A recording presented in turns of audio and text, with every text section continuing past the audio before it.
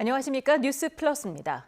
제21대 대통령 선거 이제 하루 앞으로 다가왔습니다. 각 당을 출입하는 국회 취재기자를 연결해서 막판 선거운동 분위기를 살펴보겠습니다. 이준엽, 박정현 기자 나와주십시오. 네, 국회에 마련된 YTN 특설 스튜디오입니다. 저는 더불어민주당을, 박정현 기자는 국민의힘을 각각 출입하고 있는데요. 선거를 하루 앞두고 저희가 몇 가지 키워드를 뽑아봤는데 이를 통해서 선거 분위기 한번 살펴보겠습니다. 자, 첫 번째 키워드부터 들어볼까요?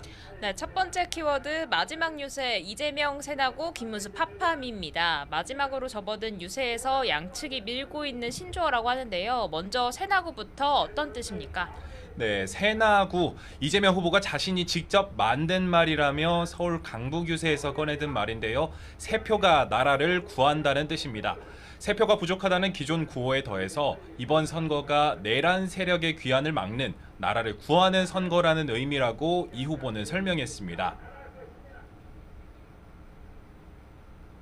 국민에 대한 인권 박탈, 그리고 일상적인 비상계엄과 군정, 그리고 이 나라는 제3세계 후진국으로 전락하게 될 것입니다. 이 후보는 정치 입문을 결심한 성남 주민교회에서 연 기자회견에서는 당선 시 할 일로 개혁보다 민생 회복이 우선순위가 높다고 꼽기도 했습니다. 이후 SNS 메시지를 통해서는 국민의 기본적인 삶을 국가 공동체가 책임지겠다고도 거듭 약속했는데요. 자신의 대표 정책 공약인 기본사회를 재차 강조하면서 막판 지지층 결집에 나선 거로 풀이됩니다. 이 후보는 잠시 뒤에는 12.3 비상계엄 당시 계엄 해제 안과 윤석열 전 대통령 탄핵안을 의결한 국회의사당이 있는 서울 여의도에서 선거운동 장정에 마침표를 찍을 예정입니다. 자, 박 기자, 그럼 김문수 후보가 가는 외치는 팝파미는 뭡니까? 네, 팝팜이 바로 파도 미담뿐이라며 캠프에서 김문수 후보에 붙여준 별명입니다. 여러 사법 리스크를 안고 있는 이재명 후보와 달리 김문수 후보의 청렴성, 도덕성을 부각하는 건데, 김문수 후보 오전 제주 유세에서도 온 가족이 재판을 받는 후보가 대통령이 되면 나라가 어떻게 되겠느냐며 이재명 후보를 정조준했습니다. 아내는 지금 현재 법인카드 때문에 또 유죄 판결받고, 아들은 또 상습 도박에부터 그 욕설 인터넷상에 이렇게 하는데, 온 범죄자 가족이 이런 사람이 대통령이 돼서 여러분 되겠습니까? 김 후보 이후 긴급 기자회견도 열어 비상계엄 사태에 거듭 사과하며 당통관계 재정립을 비롯한 당 쇄신 방안을 약속했는데, 선거 막판 윤석열 전 대통령과 확실한 절연 의지를 내비치며 중도층에 손을 내미려는 시도로 보입니다. 제주에서 선거운동 마지막 날 일정을 연 김문수 후보는 이제 경부선 라인을 거쳐 부산, 대구, 대전을 이후에 마지막 유세 장소로 서울광장으로 옵니다. 서울광장 대한민국 가장 중심부로서 시민들의 발길이 끊이지 않는 곳인 만큼 마지막까지 한 명의 유권자라도 더 만나겠다는 게 김 후보 캠프 설명입니다. 네, 다른 후보들 일정도 짧게 짚어보죠. 개혁신당 이준석 후보는 마지막 유세를 어디서 하나요? 네, 이준석 후보 지금 대구에 있습니다. 이 후보 지역구인 경기 화성 동탄이 피날레 유세 장소가 될 거란 관측이 많았는데, 이준석 후보 캠프 얘기를 들어보면 대구를 고른 이유는 새로운 보수의 중심에 이준석 후보가 있고 보수의 미래를 위해 이 후보의 힘을 모아달라는 취지라고 설명했습니다. 민주노동당 권영국 후보 일정은 어떤가요? 네, 권 후보는 마지막 날 장애인 이동권 시위가 벌어지는 서울 해화역과 노동자 사망 사고가 있었던 구의역 등을 돌았습니다. 차이를 이유로 구분하고 등급 나누고 차별하는 사회를 멈춰야 한다고 목소리를 높였는데요. 여성 살해 사건이 일어났던 강남역에선 여성 지지자를 만나 당선 유무와 상관없이 비동의 강간주의 도입을 위해서 끝까지 함께할 것이라고 약속하기도 했습니다. 자, 두 번째 키워드는 판세는 피가 마른다 대 대역전 기적 시작입니다. 여론조사 공표가 금지되는 이른바 블랙아웃 기간이 시작되면서 대선 주자들 사이의 판세 분석과 여론전이 치열한 상황인데요. 각 당의 판세 전망도 한번 들어보겠습니다. 피가 마른다는 건 그만큼 차이가 근소해서 걱정스럽다는 거죠? 네, 박수현 선대위 공보수석 부단장이 YTN 라디오에서 한 얘기인데요. 그만큼 한 표가 절실하다는 선거 기조를 보여주는 말인 것 같습니다. 지난 대선에서 0.73%포인트로 석패한 경험을 되살려서 대외적으로 안심할 수 없다면서 또 조심 또 조심하고 있는데요. 김민석 상임 공동선대위원장은 라디오 인터뷰에서 선거가 끝난 다음에 부정선거 등을 거론하면서 정부 발목을 잡으면 되겠느냐면서 그렇지 않을 정도의 표 차이를 만들어달라고 호소하기도 했습니다. 직접 들어보시겠습니다. 적어도 한두 해 정도는 좀 안정적으로 이렇게 국정에 전념하고 경제 살리기에 전념할 수 있는 환경을 만들어 주시는 것이 국가적으로 볼 때 바람직한 것이 아닌가 싶어서. 다만 민주당 선대위 핵심 관계자 이야기를 들어보니 내부적으로는 역대 두 번째 사전투표에도 내란에 대한 국민의 분노가 고스란히 드러난 거라고 보고 있고 현장을 다녀보면 지지자들도 손을 꼭 잡으면서 열성적 반응을 보이더라면서 판세를 긍정적으로 보고 있습니다. 국민님이 바라보는 판세도 한번 전해주시죠. 국민의힘 요 며칠 이재명 후보 아들 문제나 유시민 작가 설화로 중도층 표심이 크게 움직이며 골든크로스가 만들어졌다고 주장하고 있습니다. 여기에 선거 레이스가 막판에 접어들며 그간 결집세가 다소 약했던 영남 지역이 다시 뭉치기 시작했다는 분석도 있는데 선거운동 마지막 날인 오늘 박근혜 전 대통령과 이명박 전 대통령이 나란히 지원 사격에 나서며 힘을 보태고 있습니다. 다만 안타깝게 이번 대선 초반부터 김문수 후보가 내세운 빅텐트 전략, 결국 핵심 축이라 할 수 있는 이준석 후보와 단일화가 무산되면서 김 후보에게는 뼈아픈 지점으로 남았습니다. 후보 자체론 본투표 직전까지 단일화끈을 놓지 않겠다는 메시지를 이어가고 있는데 결국 유권자들에게 투표장에서 단일화를 촉구하는 게 아니냐는 해석도 나옵니다. 후보님은 끝까지 최선을 다하겠다고 그러시더라고요. 단일화가 목표가 아니고 대한민국의 미래를 위해서 조금 전에 말씀드린 괴물 독재 정권의 탄생을 막기 위해서라면 이준석 후보 당연히 크게 반발하는 모습인데 윤석열, 정광훈, 한교안 같은 계엄 극우 세력이 지원하는 후보가 김문수 후보란 게 점점 명확해지고 있지 않냐며 결국 유일한 범보수 진영 대안은 자신이라고 강조했습니다. 이어서 마지막 키워드 살펴보겠습니다. 막판까지 공방, 리박스쿨 대 사법거래입니다. 댓글 여론조작 의혹을 받는 극우 성향 교육단체죠. 리박스쿨에 대해서 민주당이 집중 공세를 펼치고 있죠. 네, 민주당은 리박스쿨이 김문수 후보와 연관성 있는 거 아니냐는 의혹을 계속해서 제기하고 있습니다. 오늘도 리박스쿨 대표와 김 후보가 과거 대화를 나누는 모습이 담긴 영상을 추가로 공개하며 공세 수위를 끌어올렸습니다. 박찬대 상임총괄선거대책위원장은 선대위 회의에서 사실이라면 이명박 정권의 국정원 댓글 조작 사건이나 박근혜 정권의 국정교과서 사태에 버금가는 국기문란 중대범죄라고 날을 세웠습니다. 심지어 리박스쿨이 주관한 교육에는 유튜브, 김문수 TV가 협력사로 되어 있다고 합니다. 김문수 후보님, 이래도 리박스쿨을 전혀 모르신단 말입니까? 네, 이어서 박 위원장은 벌써 리박스쿨 유튜브 영상들이 삭제되고 있는 것으로 안다면서 경찰에 신속하고 엄정한 수사를 촉구하기도 했습니다. 그러나 국민의힘 김문수 후보 물론이고 당의 어떤 인물과도 관련이 없다는 입장을 유지하고 있습니다. 선거를 코앞에 두고 민주당이 이러한 의혹을 제기하는 건 공작이 의심된다고 맹비난에 나서는데요. 최근 불거진 이재명 후보 아들 문제나 유시민 작가 발언 같은 부정적 이슈를 덮기 위한 공세에 지나지 않는다는 겁니다. 김용태 비대위원장은 과거 친이재명 사이트 DDD 리스트의 댓글 조작을 언급하면서 조작의 원조가 상대당의 프레임을 씌워 덮어씌운다고 날을 세우기도 했습니다. 국민의힘은 한편으론 이재명 후보의 사법거래 의혹을 띄우면서 역공에 나서는 분위기인데 어떤 내용이죠? 네, 오늘 오전에 이재명 후보가 한 유튜브 방송에 출연해서 대법원의 공직선거법 파기환송 판결에 대해서 언급한 게 시발점이 됐습니다. 이 후보는 일종의 특종일 수 있는데 대법원 쪽에 저한테 직접은 오지 않지만 소통들이 일부 되지 않느냐면서 사람 사는 세상에 그런 게 없을 수 없다고 말했습니다. 이어 원래 빨리 깔끔하게 기각해 주자였던 방침이 어느 날 바뀐 것으로 안다는 취지로 설명했습니다. 여기에 국민의힘 즉각 이재명 후보가 사실상 사법농단을 자백한 것과 다름없다며 맹폭에 나섰습니다. 김문수 후보 SNS 글을 통해 대법원이 당장 입장을 밝혀야 한다며 사실이 아니라면 오늘 이재명 후보 발언은 중대한 허위사실 공표에 해당한다고 지적했습니다. 김용태 비상대책위원장도 기자회견을 통해 이재명 후보가 대법원을 정치 하청기관 정도로 여기고 있다고 쏘아붙였습니다. 이 상황이 말해주는 건 분명합니다. 이재명이라는 정치인에게는 사법부는 판결기관이 아니라 그저 협조 가능한 정치 파트너라는 점입니다.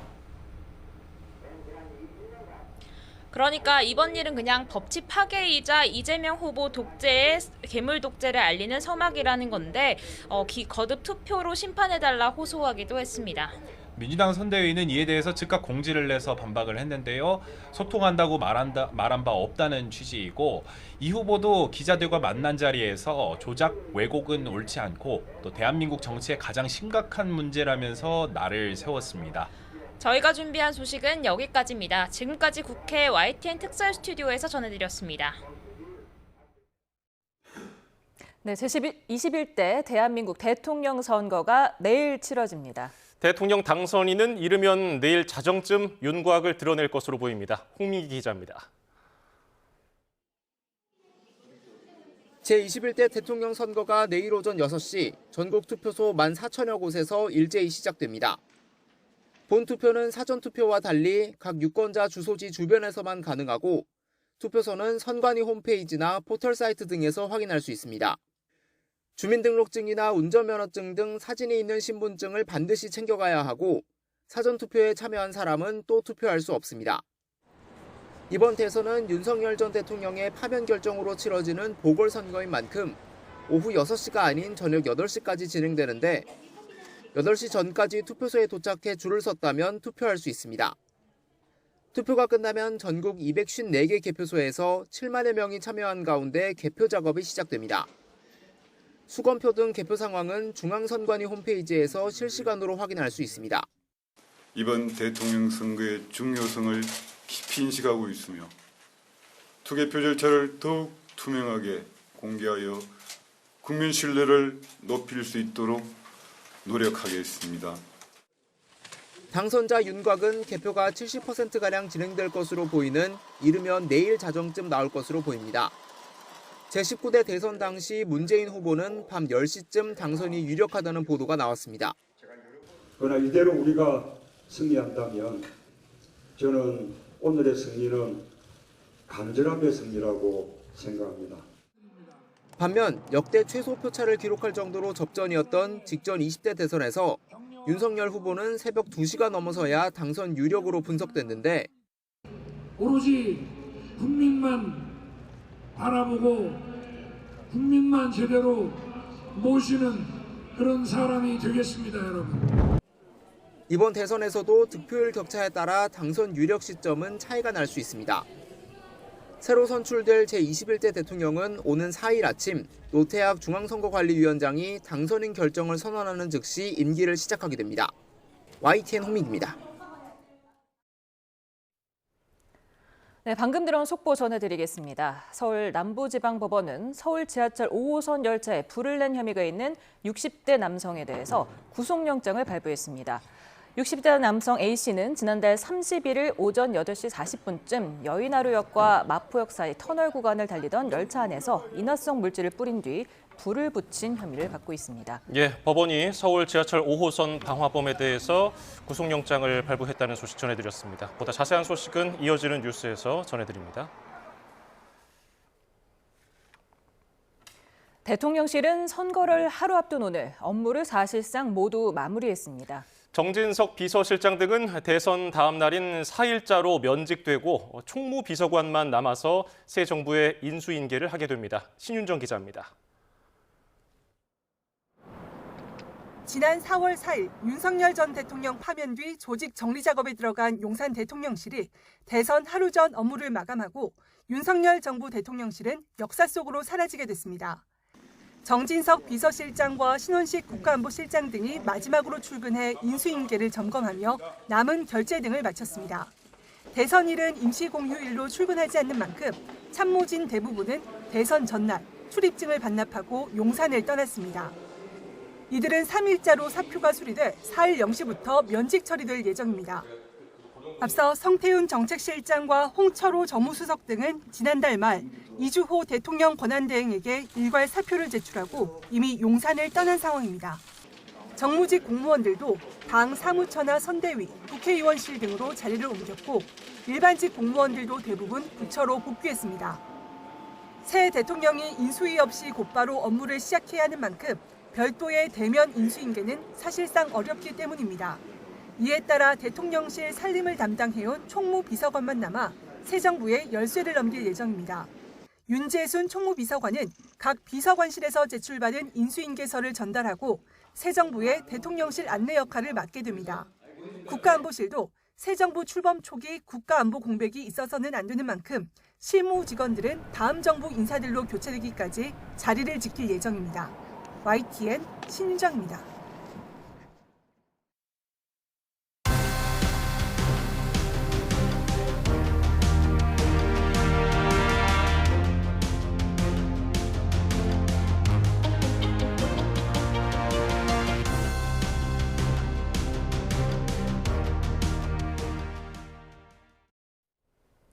대통령 선거까지 딱 하루 남겨둔 오늘의 전국 상황, 최수영 정치평론가, 박원석 전 국회의원, 여론조사 전문가 윤희웅 오피니언스 대표와 살펴보겠습니다. 어서 오세요. 네, 안녕하세요. 네, 이제 내일 본투표까지 딱 12시간도 이제 채 남지 않은 상황입니다. 판세를 어떻게 진단하고 계십니까?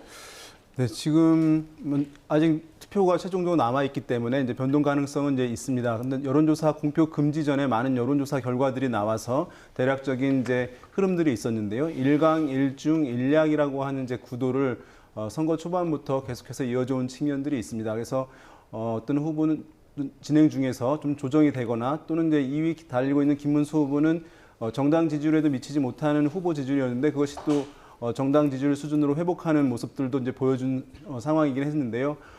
그 이제 1강 1중 1약 구도가 이제 이어져 오는 가운데 막판에 후보들 간의 여러 가지 악재들 또 공방들이 치열하게 전개되고 있어서 최종 결과는 내일 투표까지 지켜보면 좋을 것 같습니다. 예, 이재명 후보는 서울 강북구부터 해서 경기 성남을 거쳐서 여의도공원, 국회의사당이 있는 여의도에서 마지막 유세를 펼칠 예정인데 이건 뭐 어떤 전략이 있다고 봐야겠죠? 그러니까 집중 유세 장소를 보통 상징적인 의미 부여가 가능한 곳을 많이 선택을 하는데요. 아무래도 지난 이제 계엄 내란 이후에 민주주의를 회복하는 과정에서 시민들이 모여서 국회 앞에서 어쨌든 윤석열 전 대통령 탄핵을 촉구하고 결과적으로 이제 탄핵이 이루어졌지 않습니까? 그런 상징적인 의미를 부여할 수 있는 장소이기 때문에 여의도에서 마지막 유세를 하는 것으로 선택을 한 것 같고요. 이번 선거에서 이재명 후보나 민주당이 내세운 가장 이제 주요한 선거 프레임은 내란 종식입니다. 특히 이제 선거 후반부로 가면서 김문수 후보의 이제 추격 그리고 보수층 결집이 일어나니까 다시 내란 종식 프레임을 강화하는 이제 그런 선거 전략으로 돌아가는데요. 마지막 이제 그 유세 또한 그런 이번 선거의 그 핵심 프레임이라고 할 수 있는 내란 종식을 다시 한번 국민들한테 환기시키는 그런 메시지를 전달하는 차원에서 여의도를 유세 장소로 택한 게 아닌가 싶습니다. 네, 김문수 후보 오늘 제주에서 시작을 해서 부산, 대구, 대전을 거쳐 서울시청 광장에서 지금 피날레 유세를 할 예정인데 어떻게 보십니까? 뭐 이건 국토의 종단 축을 한번 상징적으로 이제 걸어온다 이런 얘기가 될 것 같습니다. 그러니까 제주를 거쳐가지고 경부선 축으로 해서 상경을 해서 서울시청에 산다는 거. 근데 서울시청이라는 게 굉장히 좀 보수의 상징 같은 그런 좀 느낌이 있죠. 그다음에 광화문은 이제 이재명 후보가 뭐 빛의 광장이다 이런 식으로 이제 선점을 해서 진보 쪽의 어떤 그런 가치를 좀 투영하는 그런 좀 장소라고 한다면 서울시청은 근대화와 어떤 그 보수의 상징이라는 그런 점이 있고 또 어쨌든 지금 국민의힘 소속의 그 오세훈 시장이 지금 시정을 운영하고 있기도 하고요. 그 측면에서 이제 김문수 후보가 피날레 유세 때 지금 얘기에 따르면은 각 이제 경쟁하던 경선 후보들과 함께 그다음에 원팀 그다음 이런 걸 통해 가지고 어떤 통합과 화합의 정부를 만들겠다 이런 이제 좀 마지막 메시지 그거는 이제 제가 보기에 보수의 어떤 가치를 좀 대변하는 그런 이제 좀 퍼포먼스가 되지 않을까 싶어서요. 어쨌든 김문수 후보는 마지막까지 보수의 가치를 좀 정립하고 그것을 좀 마지막까지 소구하는 데 집중하지 않는 그런 전략인가 아닌가 싶습니다. 예, 이준석 후보는 오늘 대구에서 마지막 집중 유세가 예정돼 있습니다. 많은 예상하는 분들이 동탄이지 않을까 했는데 대구로 간 이유는 어떻게 보세요? 대구는 아무래도 이제 보수의 가장 상징적인 도시이지 않습니까? 이준석 후보는 이제 보수의 혁신을 내걸고 있고 이제 개혁 보수의 본인 대표 주자가 되겠다 이런 목표를 갖고 있는데 아무래도 이제 보수 본진에 들어가서 내가 보수의 미래다라는 것을 부각하는 그런 차원에서 대구에서 마지막 유세를 하기로 한 게 아닌가 싶습니다. 사실은 저것도 굉장히 전략적인 고민 끝에 나온 선택인 것 같아요. 보통은 마지막 유세는 거의 서울에서 합니다. 아무래도 이제 서울이 가장 상징적인 장소고 또 인구도 밀집해 있고 미디어 접근도 가장 용이하기 때문에 보통은 후보들이 마지막 유세 장소를 서울로 택하는데 이준석 후보는 오히려 약간 역발상을 가져간 것 같아요. 그래서 보수의 본진이라고 할 수 있는 그런 대구를 공략함으로써 마지막에 사표 심리로 인해서 표가 빠질 수 있는 것을 좀 차단하는 이제 그런 전략을 세운 게 아닌가 싶습니다. 네, 대구가 또 특수성이 있는 게 지금 사전 투표율이 25.63%로 전국에서 가장 낮지 않았습니까? 네. 그렇기 때문에 본투표에 나설 유권자들이 제일 많이 남아있는 지역이기도 한 거잖아요. 네. 사전 투표에 대해서 불신이 이제 가장 높은 것이 이제 보수 성향층의 유권자들이고 보수 성향층 유권자들이 많이 거주하는 곳이 이제 대구, 경북, TK 지역이라고 할 수 있거든요. 그래서 말씀하셨듯이 사전 투표율이 TK 지역이 상당히 이제 저조한 흐름들을 보여주고 있는데 이것은 이제 두 가지 흐름에서 해석을 할 수 있을 것 같습니다. 1차적으로는 사전 투표 대신에 본 선거일에 이제 투표를 하겠다라고 하는 이제 의지를 좀 간접적으로 표명한 것이기 때문에 본 투표일에 많은 부분이 이제 벌충이 될 것이다, 회복할 것이다라고 보는 시각이 일단 가능할 것이고요. 또 한편은 그럼에도 불구하고 지난 대선의 사전 투표율에 비해서도 약 10%포인트가량 대구 경북이 투표율이 낮거든요. 그것은 단순히 사전 투표에 대한 불신을 떠나서 그것을 넘어서 이번 이제 선거 과정에서 보수층들이 굉장히 투표에 대한 적극성이 이전보다 다소간 이제 좀 주춤한 것 아니냐라고 하는 시각도 가능한 지표라고 할 수 있겠습니다. 예, 사전 투표율 전체로 보면은 34.74%, 역대 두 번째로 높은 대선 중에서 이 어떤 후보에게 유리하다 이렇게 네. 판단할 수 있을까요? 사전 투표는 사실은 이제 원래는 이제 더 높을 수도 있었을지 모르겠습니다만은 원래 이제 선거일이 수요일로 대부분 이제 잡혀지기 때문에 선거법에 사전 투표는 선거일 5일 전 이틀간 실시된다고 되어 있거든요. 그러니까 과거에는 사전 투표일이 금요일, 토요일, 그러니까 하루가 이틀째가 토요일인데 비해서 이번에는 본선거일이 화요일이기 때문에 목요일, 금요일 이제 평일이었습니다. 그래서 어떤 주말 효과, 휴일 효과를 누리지 이제 못한 부분들이 있습니다만 그럼에도 불구하고 사전 투표율이 평일 감안하더라도 상당히 이제 높은 편이라고 평가할 수가 있을 것 같습니다. 우리가 과거에는 이 사전 투표율 가지고 높으면 어디가 유리하고 불리하고 하는 얘기들을 이제 많이 하긴 했습니다. 지금도 사실은 진보 성향층에서는 사전 투표에 대한 선호도가 월등히 높고 또 보수 성향층에서는 본 투표에 대한 선호도가 월등히 높은 것이 이제 조사에서 확인이 됩니다. 실제로 이제 그런 흐름들은 있을 텐데요. 그렇지만 이 제도가 처음 도입되었을 때는 투표에 참여하지 못할 유권자들이 참여하게 하는 효과들이 상당히 이제 컸습니다만은 지금 같은 경우는 많이 이제 일상에서 활용하게 되는 활용도가 높아지다 보니까 못하는 사람들이 하게 되는 효과보다는 본투표일에 할 수도 있지만 이것을 당겨서 투표하는 비중이 상당히 이제 높아지는 상황입니다. 그래서 사전 투표가 높으면 어디에 유리하고 불리하다라고 하는 것을 이제 과거만큼은 그 의미 부여를 이제 하지 않는 그런 이제 흐름이라고 할 수 있겠습니다. 네. 대선 하루 앞둔 오늘까지도 여러 발언들에 대해서 공방이 이어지고 있는데요. 이재명 후보 오늘은 김어준 씨가 진행하는 유튜브에 출연을 해서 파기환송권을 예측 못했다면서 황당무계했다는 이야기를 꺼냈는데요. 자세한 목소리 듣고서 얘기 나눠보겠습니다. 제일 황당한 거였어요. 일종의 특종일 수도 있는데 대법원 쪽에 저한테 직접은 안 오지만 이 소통들이 일본이잖아요. 사람 사는 세상에 이게 없을 수 없거든요. 제가 들은 바로는 빨리 정리해 주자였다고. 빨리 기각해 주자. 깔끔하게. 그랬다고 해요. 그런데 어느 날 바뀌었대요. 맞습니다. 특종입니다. 헌법을 유린한 권력자의 범죄 자백이기 때문입니다. 판결이 나기 전에 대법원의 내부 기류를 들었다는 말입니다. 그리고 그 결과가 바뀌자 불만을 터뜨린 것입니다. 이건 단순한 불평이 아닙니다. 사법부 독립에 대한 노골적인 도전입니다. 공무상 비밀 누설, 직권남용, 사법거래 의혹이 정면으로 제기됩니다. 대법원에서 들은 바로는 빨리 기각해주자. 그런데 어느 날 바뀌었다. 김용태 비대위원장이 범죄 자백이라고 했는데 네. 어떨까요? 아니 저는 대선 선거를 하루 앞두고 본투표를 하루 앞두고 이런 좀 발언했다는 게 이게 진짜 황당무계합니다. 그러니까 아니 이렇게 선거에 영향을 끼칠 수 있는 이렇게 민감하고 자극적인 내용을 본인 진영의 유튜브에 나가서 얘기를 한다? 그런데 이제 이재명 후보가 진짜 이걸 몰랐을까라는 생각이 들어요. 아무리 김어준 씨가 이렇게 질문을 유도했다고 쳐도 이렇게 말하자면 술술 털어놓듯이 하는 발언이 가능할 것인가. 저는 어쨌든 이재명 후보에게 워딩 자체잖아요. 그렇기 때문에 여기에서는 뭐 다른 말이 나올 수는 없어요. 그래서 저는 이 표현 자체에 시비를 걸 수는 없고 이 말의 진실성과 허위성 여부는 이제 앞으로 가름이 되겠지만 저는 의도했다면 이 생각은 듭니다. 그러니까 본인이 이제 선거에서 유리하다고 생각을 해서 그럼 지난번에 그런 얘기를 하지 않았습니까? 내란 세력 척결해야 되는데 다만 그건 깨끗한 법정이 필요하다. 이른바 사법개혁을 본인 주도로 하겠다는 얘기를 비친 바가 있는데 이제 말하자면 승리를 목전에 두고 있으니까 이걸 이미 선거 이틀 전에 꺼냄으로써 이 화두를 선점하고 그다음에 이것을 이제 밀어붙일 수 있는 명분과 그런 어떤 그 동력으로 삼겠다는 의지를 슬쩍 내비치면서 본인 진영의 빅스피커인 그런 유튜브에 출연해서 이렇게 얘기를 했다. 이렇게밖에 생각이 안 돼요. 그런데 이 발언의 심각성은 대법원은 우리나라 최고의 상급법원입니다. 그런데 거기서 이런 아주 민감하고도 그다음에 정말 고도의 보안이 유지돼야 할 이런 사안들이 술술 흘러나가서 재판 당사자에게까지 전달됐다?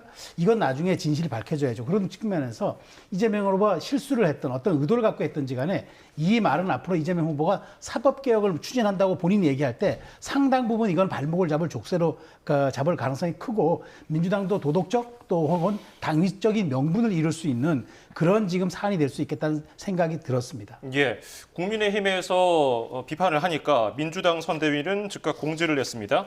소통한다고 말한 바가 없다. 강경 대응하겠다. 그리고 이재명 후보도 조작, 왜곡은 옳지 않고 대한민국 정치의 가장 심각한 문제다. 이렇게 얘기했는데요. 어떻게 보셨습니까? 글쎄 저는 좀 오해를 부를 수 있는 일종의 실언이었다고 생각합니다. 아마도 추정컨대 이재명 후보가 얘기하려고 했던 바는 당시까지 읽혀지는 기류는 보통 이제 대법원의 기류에 대해서 이런저런 그 관측들이나 이런저런 전망들이 나오잖아요. 실제로 당시 대법원이 선고 일정을 잡으면서 그런 기류들이 많이 거론이 됐습니다.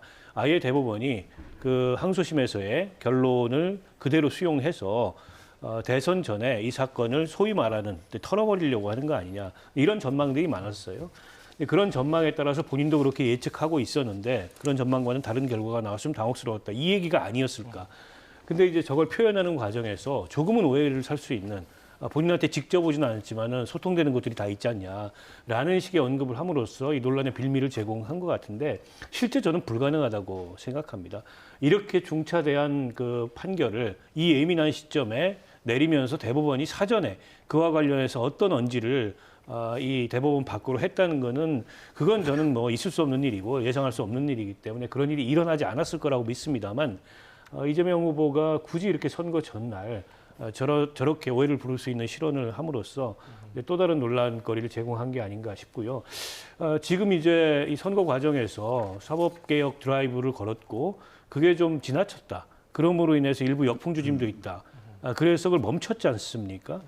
근데 만약 이제 저 발언과 겹쳐져서 본다면 결국 대법원의 판결이 민주당이나 이재명 후보의 의중대로 이루어지지 않았기 때문에 결국 대법원을 향해서 뭐 증언도 하고 또 비법조인 출신의 대법관을 선정하려고 하고 이랬던 거 아니냐라는 식의 논란으로까지 확대될 수 있을 것 같아서 여러모로 저 발언을 하지 않는 것만 못한 이제 그런 결과를 초래하고 있다 이렇게 생각합니다. 네, 국민의힘 김용태 비대위원장이 이재명 후보가 대법원의 파기환송을 황당무계하다고 언급한 데 대해서 사법부 독립에 대한 노골적인 도전이다. 대법원을 정치 하청기관으로 여기고 있다. 이렇게 말을 했는데 혹시 이 부분이 대선 하루 전인 오늘 나온 얘기인데 혹시 영향을 미칠 수 있다고 보십니까? 일단 지금 이제 보수층 같은 경우는 아까도 말씀드렸지만 국민의힘의 전통적 지지층 중에서도 일부 또 보수층도 또 상당 부분이 아직 김문수 후보로 충분하게 여론조사 공표 금지 전까지 확인해 보면은 결집이 되지 않은 상태였거든요. 왜냐하면 전통적으로 평상시에 국민의힘의 정당 지지율이 이제 뭐 40% 내외까지 나오기도 하는데 후보의 지지율은 이제 그에 못 미치는 측면들도 있었거든요. 그러니까 지금 결집되지 않은 보수층들을 이러한 소재를 통해서 또는 권력 독주에 대한 견제론을 정서를 자극함으로써 보수층을 결집하는 데는 일정 부분 이제 효과가 있을 것으로 전망이 됩니다. 다만 이제 이것이 실제 전체 선거 구도를 뒤바꿀 수 있을 것이냐는 또 다른 문제인데요. 선거 막판으로 갈수록 어떤 악재나 어떤 소재들, 이슈들이 유권자의 표심에 영향을 주는 것은 분명합니다만은 과거에 비해서 이 변동성은 상당히 제한될 수밖에 없습니다. 왜냐하면 사전 투표가 이미 치러졌기 때문에 그 유권자 투표하는 사람들의 약 40% 내외가 이미 투표를 해버린 상황입니다. 그러니까 변동할 수 있는 유권자가 규모가 줄어드는 측면이 있죠. 그다음에 부동층은 급격히 또 선거 막판에 줄어들기 마련이거든요. 그러니까 유권자가 부동층이 어느 정도 일정 수준이 있어야 또 변동폭이 커질 수 있는데 그렇지 않은 측면들. 그다음에 여론조사에서는 사실은 지지율이라고 하는 것은 3명, 4명의 이 후보들의 지지율이 매우 긴밀하게 엮여져 있습니다. 그러니까 어떤 이제 독자적인 후보가 혼자서 지지율을 상승하는 것은 상당히 어렵습니다. 누군가의 지지율이 함께 떨어져야지만 어떤 후보가 지지율이 올라갈 수 있는 것이거든요. 그러니까 각 캠프나 후보들이 또 나름 최선의 방어들을 하고 있는 측면들이 있어서 이제 막판에 1, 2%의 변동은 사실은 일주일, 열흘 전에 3, 4%의 변동성보다도 훨씬 더 많은 에너지가 필요한 측면이 있거든요. 그래서 영향은 줄 것 같습니다만은 전체 구도에 영향을 줄 것인지 그런 부분들은 좀 약간 회의적인 시각도 있을 수 있겠습니다. 예, 국민의힘에서는 뭐 강하게 반발하면서 이재명 후보 발언이 사실이라면은 이거는 사법농단 가능성이 있는 거 아니냐 이렇게 의혹을 제기하거든요. 그렇죠. 우리나라의 최고 재판부를 상권 분립에서의 가장 최고 재판소를 이런 식으로 말하자면은 의도된 쪽으로 끌어갈 수도 있다는 뉘앙스를 이렇게 펼친 것은 굉장히 말하자면은 이제 이른바 그 정법 유착이 될 수도 있는 거죠. 그런 측면에서 굉장히 좀 위험한 그 발언이었다고 저도 생각이 되는데 다시 한번 강조하지만 저는 이 부분은 민주당이 지금 추진하고 있는 사법개혁의 일환과 맞물려서 의도됐다면 굉장히 불순한 정말 이거는 의도된 발언이라고 저는 생각을 합니다. 왜냐하면 이재명 후보가 진짜 실질적으로는 통합하겠다 혹은 뭐 민생이 우선이라 얘기하면서 실제 속내는 여기에 방점이 찍힌 것이 아닌가. 그리고 사실 또 이렇게 마지막 선거 하루 전날 나와서 본인의 재판 이야기를 한다는 것도 대단히 이례적입니다. 그러니까 민주당이 이재명 후보를 위한 이른바 방탄사법을 추진한 것과는 별개로 거기에 대해서는 나는 개입하지 않았고 당이 알아서 하는 문제다고 얘기하지만 실질적으로 여기에서 얘기하면서 특종이라고 표현하면서 얘기하는 거는 본인의 지금 재판에 내가 가장 관심이 있었고 내가 여기서 사실 쏠깃했다는 이 맥락의 이야기잖아요. 그렇다면 이재명 후보의 진짜 관심이 어디에 있는지 사람들이 이 발언을 통해서 속내를 좀 들여다볼 수도 있었다라는 측면에서 대단히 심각하고 그다음에 이것이 그냥 일회성 해프닝으로 지나가면 상관이 없는데 이재명 후보를 가장 지지하는 플랫폼이 가장 높다고 하는 그 유튜브에 나가서 얘기한 것은 앞으로 내가 이런 것들을 추진하더라도 나에게 힘을 실어달라라는 쪽으로 지지층에 호소하는 또 하나의 어떤 일종의 메시지로 해석될 수 있기 때문에 이 부분은 대단히 부적절하고 불순했다라고 말씀을 드리고 국민의힘 입장에서는 상권 분립을 흔들 수 있는 아주 위험한 발상이라는 저항 또 격렬하게 반발하는 거 너무도 당연하지 않습니까?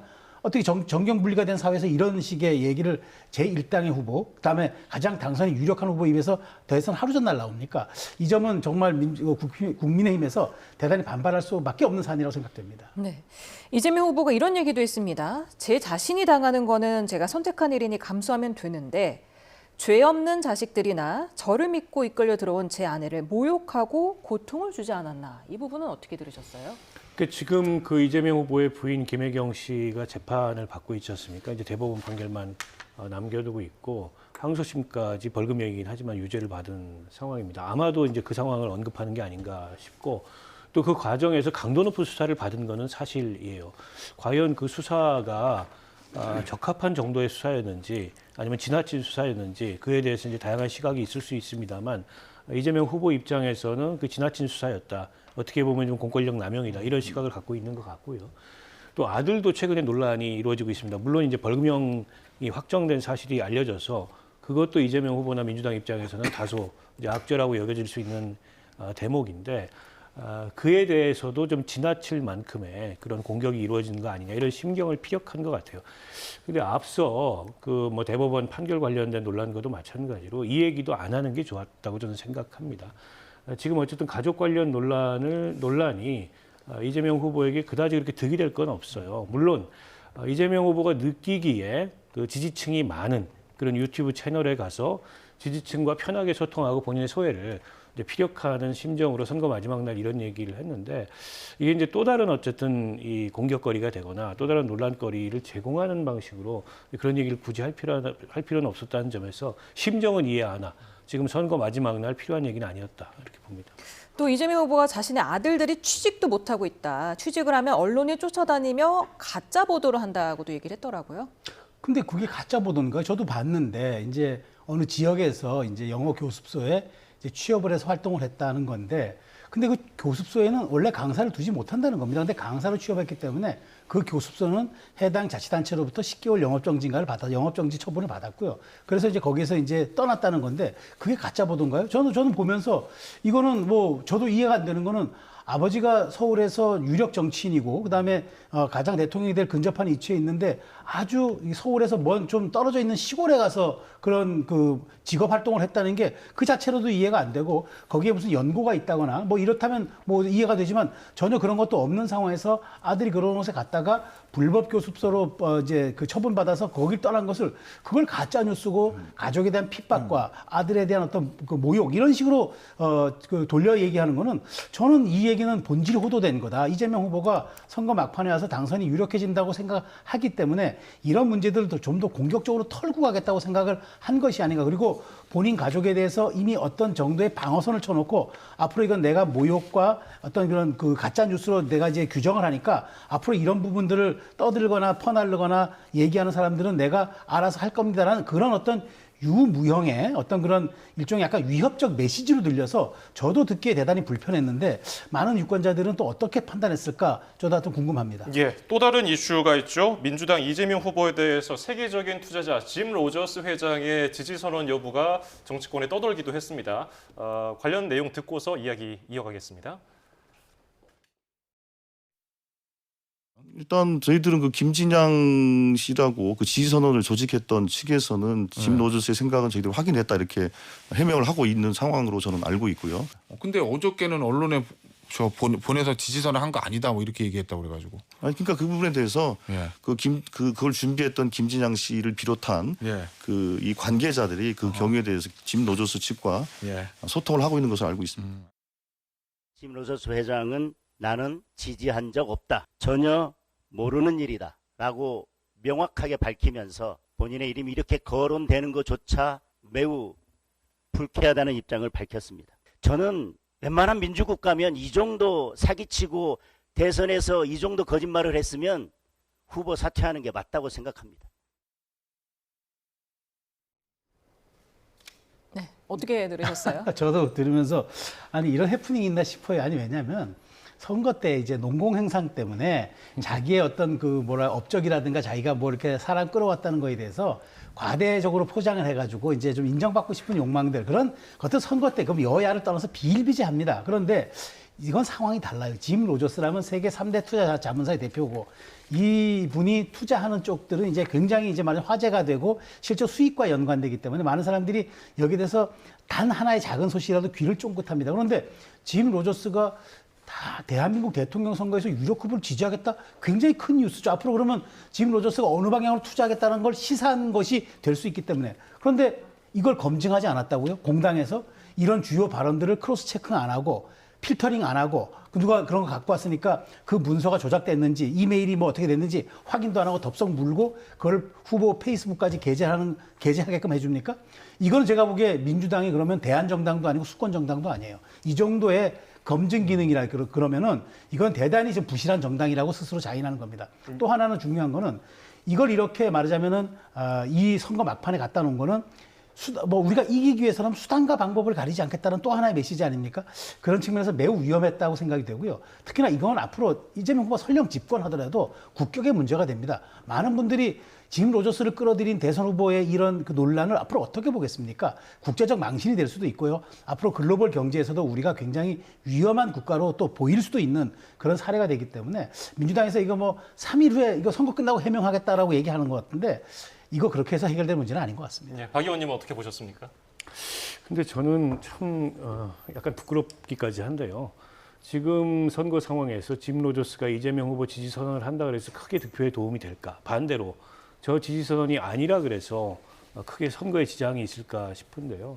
저분이 물론 그 국제 자본시장에서 유명한 큰 손이고 세계 3대 투자자라고 하고 아마 이재명 후보 측에서는 이재명 후보가 이제 뭐 코스피 5천 이런 자본시장 활성화 공약을 했기 때문에 짐 로저스 같은 세계적으로 유명한 투자자도 이재명 후보의 당선에 긍정적이라면 이재명 후보가 당선됐을 때 우리 주식시장의 활성화나 도움이 되지 않겠냐 뭐 이런 어떤 맥락에서 저 지지를 이끌어냈다 이렇게 한 것 같은데 앞서 우리 최수영 평론가 말씀하셨듯이 이제 선거운동 본부에 별일이 다 있습니다. 더군다나 이번에 인수위도 없이 정부가 바로 출범하기 때문에 논공행상이 일찍 시작이 돼요. 그 농공행상 차원에서 이제 본인의 실적 만들려는 그런 경쟁들이 좀 과열돼서 일어나다 보니까 그 차원에서 일어난 해프닝인 것 같아요.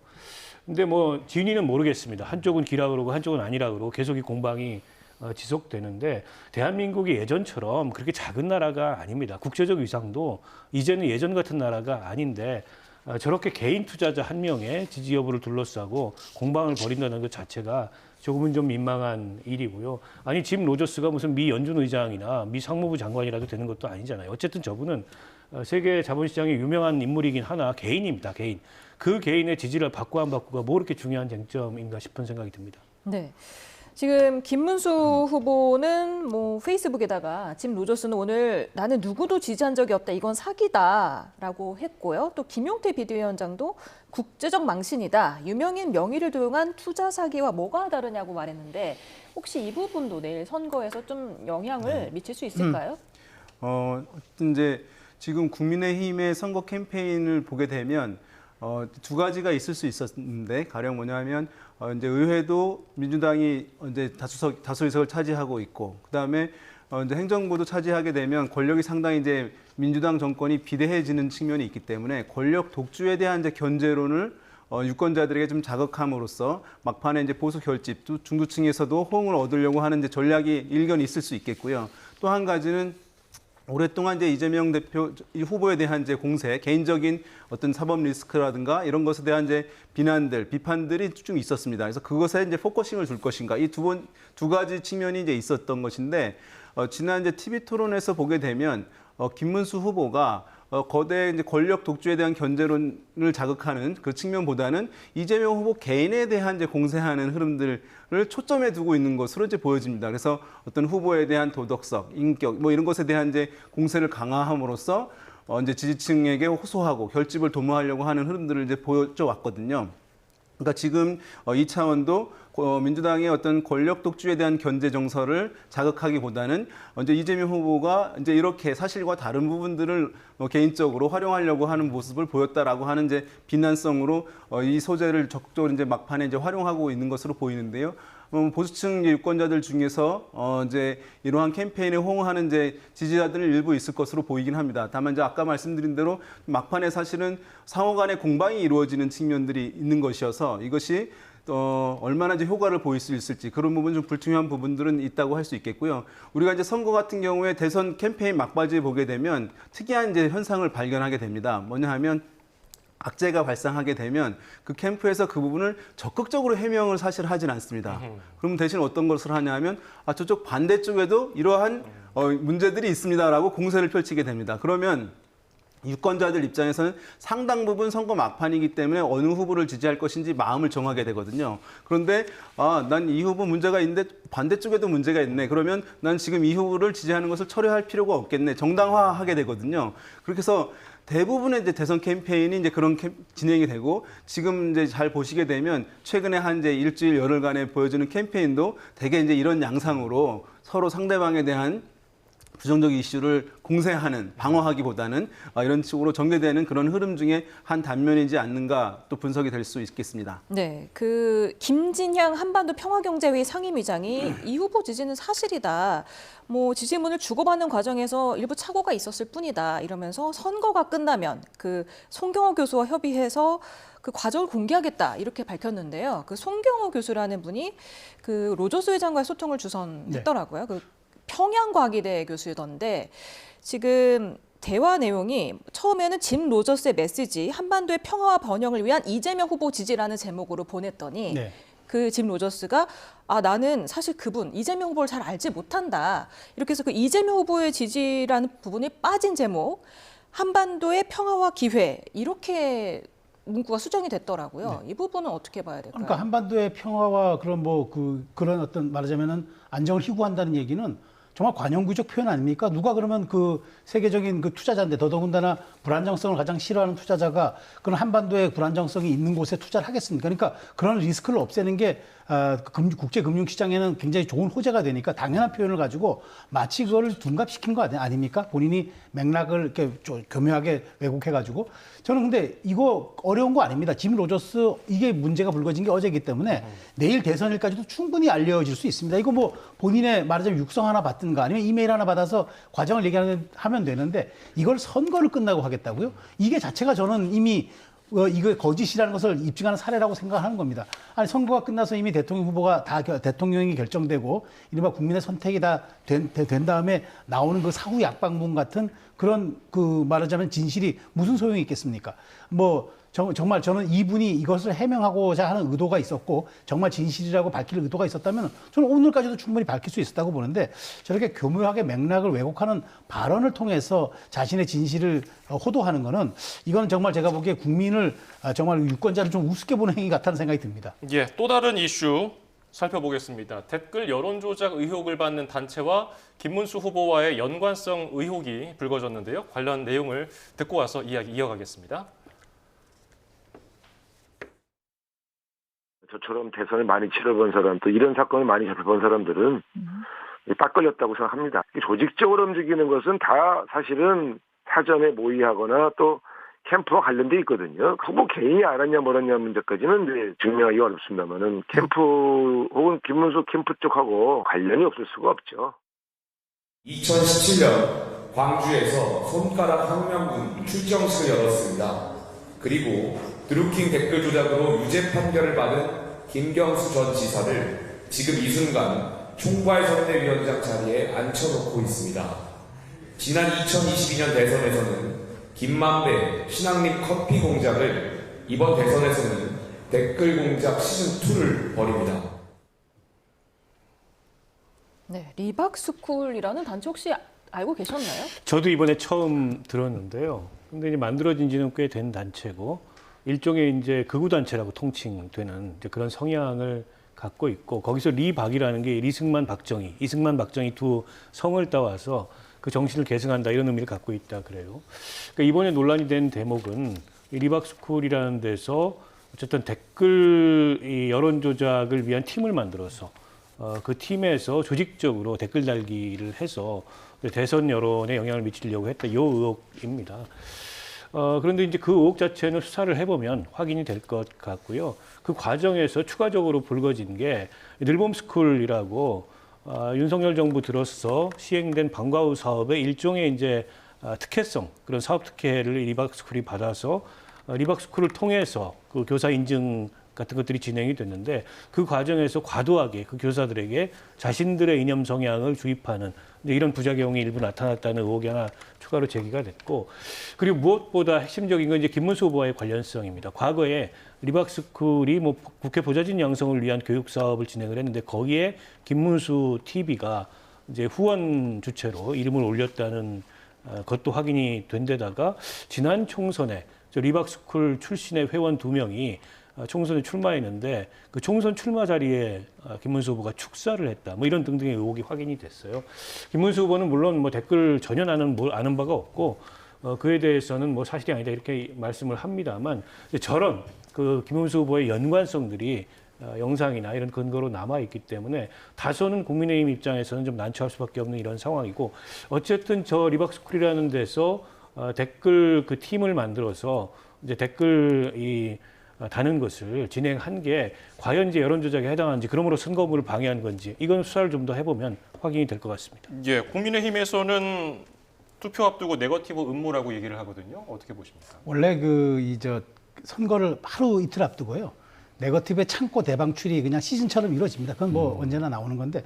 근데 이 부분을 좀 분리해서 봐야 될 것 같아요. 자, 그러면 중요한 건 리박스쿨의 단체가 위법적인 단체냐? 그건 아니에요. 교육부가 인가했고 교육을 합니다. 그런데 본인들이 신고한 것 이외에 사업을 하거나 목적 외에 사업을 했다. 이거는 위법인 거죠. 그러면 뭐 지원을 철회하거나 뭐 돈이 들어가면 돈도 이제 그 중단하거나 아니면은 뭐 정 안 되면 인가까지 취소할 수 있는 거죠. 그거는 그쪽에서 교육부하고 수사당국이 처리하면 될 문제인데 김문수 후보에게 묻는 건 이 단체를 알았냐 몰랐냐가 아니라 댓글 공작을 알았냐 몰랐냐 아니겠습니까? 댓글 공작에 대해서는 알 수가 없었겠죠. 이 단체를 아는 것이 그건 있을 수 있겠으나 그 안다는 이 단체를 안다는 것만으로 여기에 관여되었다고 추론하는 거는 그건 너무 오바해도 너무 오바하는 거죠. 그런 측면에서 저는 이건 분리 대응해서 봐야 한다. 우리 사회에서 어떤 이 댓글 공작이라는 건 음험한 단어 맞습니다. 왜냐하면 2012년에 국가정보원 댓글 공작 사건이 있었고 그다음에 어쨌든 민주당도 드루킹 공작으로 인해서 지금 선대위원장 맡고 있는 김경수 전 지사가 사실상 실형 선고받고 작년에 이제 사면 복권이 됐습니다. 그런 측면에서 매우 엄중하게 다뤄질 사안인데 이걸 했다 그러면 사법당국이 이걸 조사해서 엄벌이 쳐는 게 맞습니다. 그런데 이걸 마치 김문수 후보가 뒤에서 배후 조종을 하고 국민의힘이 이걸 이제 용인하고 묵인하고 했다는 것처럼 비춰지게 공격하는 거 이건 네거티브죠. 그렇기 때문에 투표 행위에 영향을 끼치려는 것이죠. 그러니까 이 부분은 저는 아까 저희가 얘기했던 짐 로저스와는 다른 사안이죠. 이건 실체적 진실이 가려질 수 있는 사안이기 때문에 저는 이건 교육부가 지금 전수조사하고 경찰이 조사에 들어갔다고 하니까 밝히면 될 일인데 이걸 가지고 마치 이 단체가 이 김문수 후보와 연관이 있는 것처럼 이렇게 몰아붙이는 행태는 사실상 투표 행위에 영향을 주려는 민주당의 공세로 볼 수밖에 없습니다. 네, 그 리박스쿨의 대표를 아느냐는 기자 질문에 김문수 후보가 그러니까 그런 거는 질문 자체가 성립이 안 돼요. 질문할 필요도 없고 할 수도 없는 이야기라고 했는데 혹시 그런 대응은 어떻게 보이십니까? 아까 말씀드렸듯이 이제 어떤 사안에 대해서 충분하게 이제 해명을 하는 방향으로 가게 되면 사실 그 이슈가 더욱더 확산되는 흐름으로 갈 수밖에 없기 때문에 대개 이제 캠페인의 교본입니다. 이제 막판에 이런 악재가 터졌을 때는 그 당사자인 후보는 그것에 대해서 이제 알지 못한다라고 하는 것이 이제 실제 몰랐을 수도 있는 것이고요. 그렇게 하는 것이 그 이슈를 부정적인 효과를 이제 최소화하는 것이기 때문에 뭐 그에 따라서 전 대응을 한 것이라고 볼 수가 있겠고요. 대개 사실은 이렇게 온라인 댓글을 통해 가지고 여론을 좀 우호적으로 변경하려고 하는 시도들이 이제 매번 큰 선거들에서 있는데 어떤 이제 과거에는 사실은 이렇게 인터넷이 공론의 장이 됨으로써 영향을 주고 하는 부분들이 상당히 컸는데 최근 같은 경우는 많은 경우 이제 유권자들 좀 극단화되는 현상들도 있고 또 이런 이제 포탈의 기사의 댓글 이외에 더 많은 이제 SNS 등 또 동영상 채널 등을 이제 보는 것으로 굉장히 이제 다양하게 분화된 상황이어서 과거에 비해서는 사실 이 효과 매우 이제 미미하다고 할 수 있는데 캠프 내에서 열심히 이제 어느 단위에서 열심히 한다는 것을 어필하기 위해서 이제 이런 이제 위험한 여론을 이제 바꾸려고 하는 시도들을 하고 있는데 사실 그 효과 면에서는 미미하다는 점을 이제 말씀드리고요. 이렇게 선거 막판에 이제 여러 가지 이제 악재들이 있습니다만은 어떤 분들이 그랬습니다. 정말 변화가 없는 것이냐.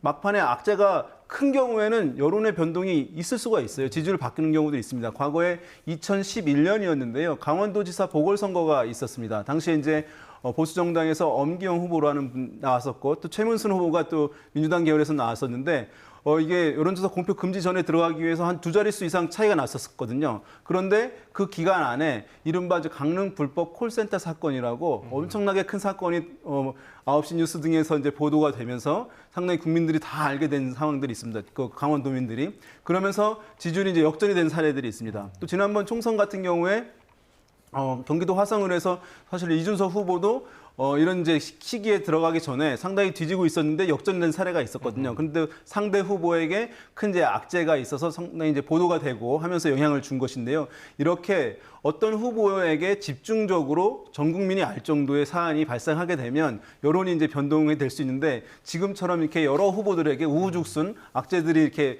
공방이 이루어지는 이런 경우들은 사실 그 변동성이 좀 제한될 수밖에 없는 측면이 있다고 하겠습니다. 네, 이재명 후보는 과거 시발단이라고 있지 않았나, 또 국가기관을 동원한 국정원 댓글 조작도 있었다면서 댓글 조작의 DNA를 가진 게 국민의힘이라고 했고, 국민의힘 김용태 비대위원장은 드루킹 댓글 조작으로 유죄 판결을 받은 김경수 전 지사를 지금 이 순간 총괄 선대위원장 자리에 앉혀놓고 있다.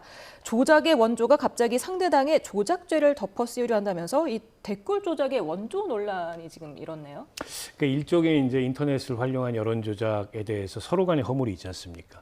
그걸 들춰가지고 상대를 공격하는 소재로 활용하는 건데 이게 이 자체로서 가벼운 문제는 아닙니다. 심각한 문제일 수 있고 때문에 저는 이제 엄정하게 수사가 돼야 되는데 당장 이게 선거에 영향을 미칠 정도가 어느 정도겠냐? 제가 보기엔 그렇게 클 것 같지가 않아요.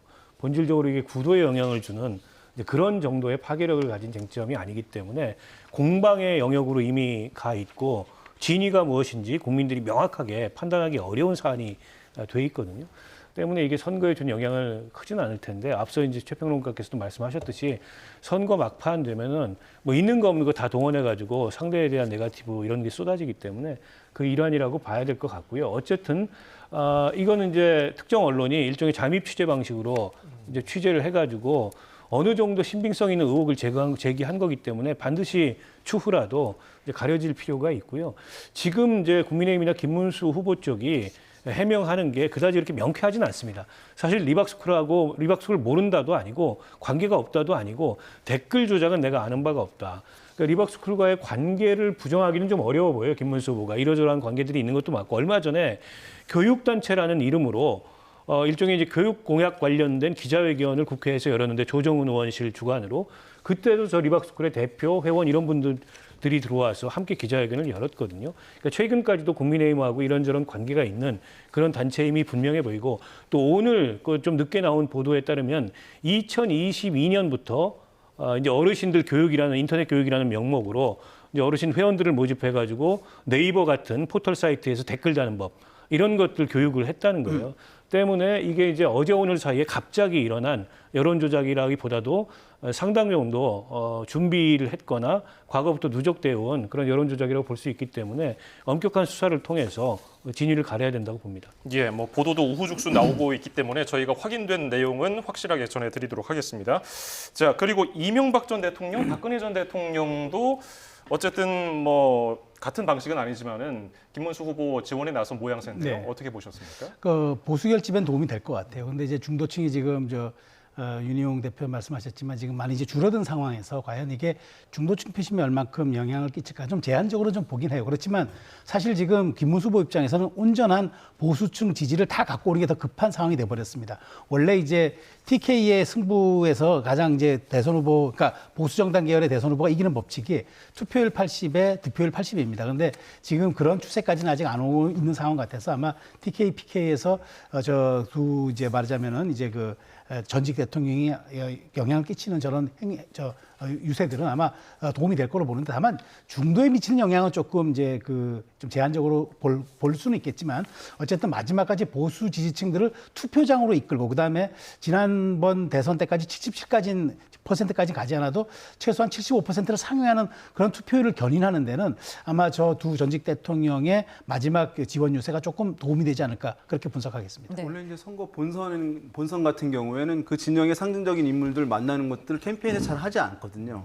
그것은 이제 예선에 이제 지지층들을 결집시키는 때 먼저 하고 사실 본선거에서는 이른바 중도의 바다에 가서 사실은 캠페인을 벌이는 것이 이제 일반적일 텐데 우리 최 평론가께서 말씀하신 대로 김문수 후보가 뒤늦게 이제 후보가 되면서 또 이제 여러 가지 악재들이 있던 상황에서 보수층 결집 자체가 안 돼 있는 상황 그리고 투표장에 과연 나올 것인가 또 단일화가 실패했기 때문에 사실 투표 참여에 대한 의지가 좀 꺾여 있을 가능성도 있는 것이거든요. 그런 부분들을 제고할 필요가 있었기 때문에 여러 가지 이제 비판에도 불구하고 또 중도층의 부정적인 효과에도 불구하고 두 전직 대통령을 만나고 하는 캠페인들을 할 수밖에 없는 그런 상황이라고 할 수 있겠습니다. 네, 윤석열 전 대통령도 지난 토요일에 전광훈 목소가 주도한 광화문 집회에서 대동 메시지를 통해서 네. 김문수 후보 지지를 호소했는데 이것도 네. 어느 정도 영향을 미칠까요?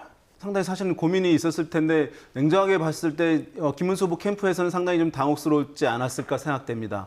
왜냐하면 이 선거 같은 경우는 원래 대한민국에서 이렇게 선거가 치러지게 되면 이제 진보 정당과 보수 정당이 사실은 양강구도로 전개되는 것이 일반적입니다. 팽팽한 긴장으로. 근데 이번 같은 경우에는 민주당의 이재명 후보가 월등 이제 앞서가는 여론조사 지지율을 보였습니다. 공표 금지 전의 기준을 살펴보게 되면요. 이것이 이제 그 이유가 무엇이냐 하면 사실은 각 정당의 전통적 지지층은 그 후보를 지지를 합니다만은 어느 정당도 지지하지 않는 유권자들이 있거든요. 이른바 이제 중도층, 무당층이라고 할 수 있을 텐데 그 층들이 이전 정권에 대한 평가, 냉정한 평가와 심판으로 이 선거를 치러야지라고 하는 이제 시각틀을 갖고 있는 경향들이 이제 지금 많이 확인돼 왔습니다. 그렇게 되면 그 무당층과 중도층들은 그 이전 정권을 심판 또는 냉정한 평가를 하기 위해서는 야당이라는 도구를, 야당이라는 회초리를 들 수밖에 없는 것이거든요. 그러니까 야당은 평소에 얻고 있던 정당 지지를 넘어서는 프리미엄을 얻게 될 수밖에 없는 측면이 있습니다. 그러니까 지금 이제 그러면 심판 선거로 어느 정도 좀 작동이 된다는 것인데, 그런데 심판의 대상이 사실은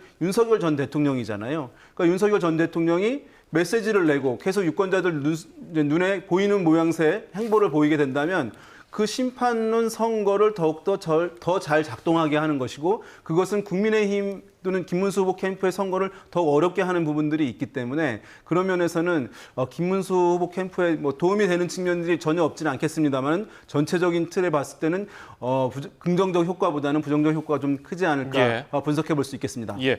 자, 그리고 국민의힘 내부에서 김용태 비대위원장은 윤 전 대통령 탄핵 반대 당론 채택에 대해서 무효화돼야 된다고 얘기를 했는데, 윤상현 의원은 너무 유감이라면서 당의 뿌리와 정체성이라는 선을 넘어서는 안 된다고 반대했는데요. 이 점은 어떻게 보셨습니까? 뭐 정당의 이제 다양성, 그다음에 정당 내부의 다양한 목소리가 나오는 건 그것도 건강하다는 지표라고 보는데, 지금 이건 선거를 위한 지금 선대이고, 그다음에 굉장히 단순하게 지금 이제 승리를 위한 단일대우 구축이 필요한 상황에서 저는 윤상현 선대위원장이 선대위원장답지 않았다고 봐요. 왜냐? 지금 김용태 비대위원장은 지금 당론을 주도하고 있는 당대표입니다. 그런데 지금 어떻게든 한 표라도 더 중도를 가져오기 위해서 저렇게 선제적으로까지 그 탄핵 반대 당론을 우리가 무효화시켰다고 얘기를 하는데, 선대위원장이라는 분이 당의 정체성이 그 우러나는 이 얘기는 사실상 지금 선거의 위중성과 이 엄중함을 간과한 거죠. 지금 공동 선대위원장이지만 지금 내야 되는 메시지는 한 표라도 더 갖고 오는 거지만, 지금 이렇게 간다 그러면은 오히려 국민의힘이 탄핵의 바다를 제대로 건너지 않고 계엄의 바다 건너지 않았다는 것을 그런 입증하는 사례 아니겠습니까? 저는 이 부분에 대해서, 그래서 저는 친한계에 대해서 윤상현 선대위원장의 그 선대위 합류를 굉장히 반대했던 것으로 생각이 되는데, 마지막에 이런 이야기들은 조금 전에 말씀하신 것처럼 윤 전 대통령의 메시지와 함께 당에서 아직도 여기에 대한 완벽하게 어떤 말하자면 합일된 그런 의제를 갖지 못했다. 그런 측면에서 마지막 부동층에 어떤 영향을 끼치겠습니까? 저는 이 점을 좀 고려해야 하는 아쉬운 발언이었다고 생각합니다.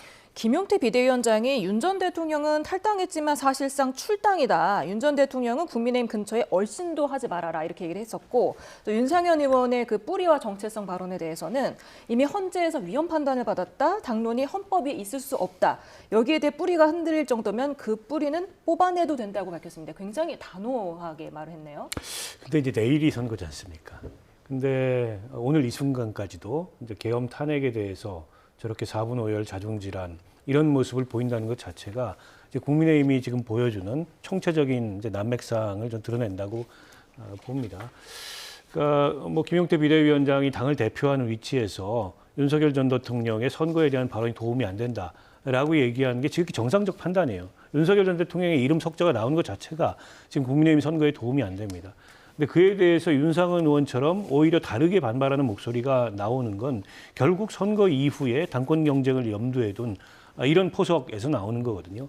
지금 선거에 온 힘을 다 쏟아도 될까 말까한 선거에 선거보다는 이게 이 제사보다는 뭐 제밥에도 관심이 많다고 선거 이후 상황에 대해서 서로 간의 그런 경쟁을 하다 보니까 불거지는 모습인데요. 굉장히 부적절한 모양을 좀 보이고 있다고 생각하고, 김용태 비대위원장이 저렇게 윤석열 전 대통령에 대해서 단호하게 선긋고 이건 사실상의 출당이다. 그리고 우리는 어쨌든 탄핵 당론 이거를 재검토해야 된다 이렇게 얘기를 했는데, 한편으로 그러면서 그날 부정선거를 소리 높여 주장해왔던 황교안 무소속 후보의 김문수 후보 지지 선언을 또 환영한다는 메시지가 당에서 나가요. 이런 엇박자가 어디 있습니까? 지금 윤석열 전 대통령이 도움이 안 되듯이 부정선거 얘기하는 사람은 중도 확장에 도움이 전혀 안 됩니다. 근데 그런 분의 지지를 그냥 모른 척 외면하거나 아니면 단호히 끊어내는 게 아니고 환영한다는 메시지가 나가는 것은 심각한 문제죠. 이렇게 선거의 전략이나 기조가 계속 엇박자가 시종일관 나고 있습니다. 이게 지금 국민의힘의 선거가 안 되고 있다는 것을 단적으로 보여주는 하나의 단면이 아닐까 싶습니다. 정당이 이제 많은 분들이 이런 모습들을 보게 되면 정당의 다양성이 생명 아니냐라고 이제 또 이렇게 얘기하시는 분들도 있는데요. 정당의 다양성이 있는 것은 참 아름다운 모습이고 뭐 본질상 필요한 일이긴 합니다만은 선거 때는 전시라고 할 수 있거든요. 전시에는 사실은 일사불란한 모습을 보여줘야 유권자들, 중도층들이 안정감을 느껴서 이제 지지를 보내게 되는 것이거든요. 근데 이렇게 이제 다양한 의견들, 사실 어떻게 보면 충돌인데, 그러면 버스가 충돌거리면 타고 있던 이제 승객들도 내릴 수도 있는 것이거든요. 그런 면에서 지금 이제 선거 막판인데 그러면 하나의 목소리, 원팀으로서의 모습을 보여줌으로써 유권자들한테 어필하는 것이 필요한 상황인데 이렇게 다른 모습들을 이제 상이하게 보여주게 되는 것은 사실 캠페인상에서 약간 좀 아쉬운 대목이라고 할 수 있겠습니다. 네, 이준석 개혁신당 후보가 오늘 김문수 후보는 이미 분명히 졌다.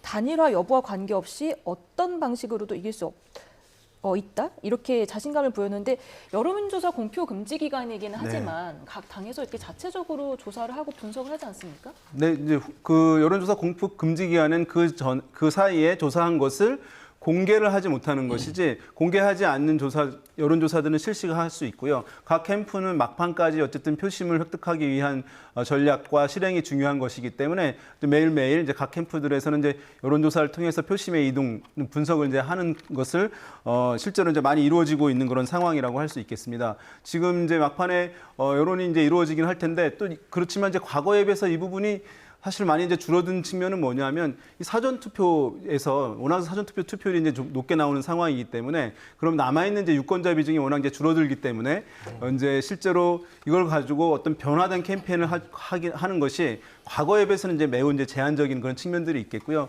마지막에 어쨌든 그럼에도 불구하고 중요한 것은 각 후보의 이제 여론조사 지지율들이 있는데 실제로 득표로 나올 것이냐의 이제 상황은 그 후보가 갖고 있는 지지층의 투표 적극성이 어느 정도인지에 따라서 달라지게 됩니다. 그래서 어떤 후보는 지지층들의 투표 적극성이 높으면 여론조사의 지지율보다 득표율이 더 올라가게 되고요. 어떤 후보는 투표 적극성이 낮으면 실제 득표율은 지지율보다 더 낮아질 수가 있는 것이거든요. 그러니까 사실은 마지막 순간에는 각 후보들이 지지율을 올리는 캠페인도 중요하지만 실제 지지한다고 하는 그 유권자들, 지지층들이 투표를 포기하지 않고 투표에 참여하게 하는 캠페인, 그것이 이제 오늘 또 늦게까지 또 내일은 공식적인 건 하지 못하지만 온라인상 등을 통해 가지고 유권자들에게 지지층들에게 호소하는 그런 캠페인들을 각 후보들이 이제 해야 할 것으로 전망이 됩니다. 예, 오늘 말씀 여기서 줄이겠습니다. 지금까지 최수영 정치평론가, 박원석 전 의원, 윤희용 오피니언스 대표였습니다. 세 분 감사합니다. 감사합니다.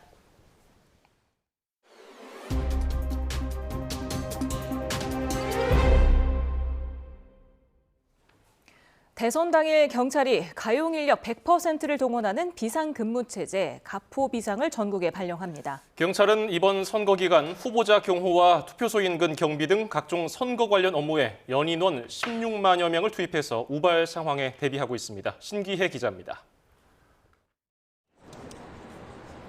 제21대 대선 당일 경찰이 전국에 가포 비상을 발령합니다. 가포 비상은 가용 인력 100%를 동원하는 가장 높은 단계의 비상근무 체제입니다. 투표소 주변으로 경력이 거점 배치되거나 연계 순찰에 투입되고 개표소 외곽 경비와 투표함 회송 업무에도 경찰관들이 투입됩니다. 전국 14,000여 개 투표소 한 곳당 경찰관 2명씩 모두 28,000여 명이 배치되고 투표가 종료되면 3만 명에 달하는 경찰관들이 투표함 회송 업무를 수행합니다. 254곳에 이르는 개표소에는 경찰관 7,000여 명이 배치되는데 경찰은 이와 별도로 개표소 주변에 거점 타격대를 운영할 계획입니다. 이를 포함해 선거 기간 개시일부터 대선 당일까지 선거 관련 업무에 동원되는 경찰 연인원은 모두 16만 8천여 명입니다. 또 경찰은 지난 4월부터 전국 경찰관서의 선거사범 수사 상황실을, 지난달부터는 선거 경비 상황실을 24시간 운영하고 있습니다. 5대 선거 범죄를 집중 단속 대상으로 하여 지위 고하를 불문하고 오직 법과 원칙에 따라 엄정 조치하겠습니다. 후보자 경호 인력 역시 지난 대선보다 늘었습니다. 경호에 투입된 인력만 200명에 달하는데 사복 전담 경호는 물론 후보의 주요 이동 경로에도 경찰관들이 배치됐습니다. 또 정치권을 중심으로 후보자 신변 안전에 대한 우려가 커지면서 저격총 관측 장비와 폭발물 처리반까지 배치됐습니다. 경찰은 새 대통령의 취임식이 끝날 때까지 경계, 경호 업무에 최선을 다한다는 계획입니다. YTN 신기혜입니다. 대선을 하루 앞두고 고기동 행안부 장관 직무대행이 선거 준비 상황을 점검했습니다.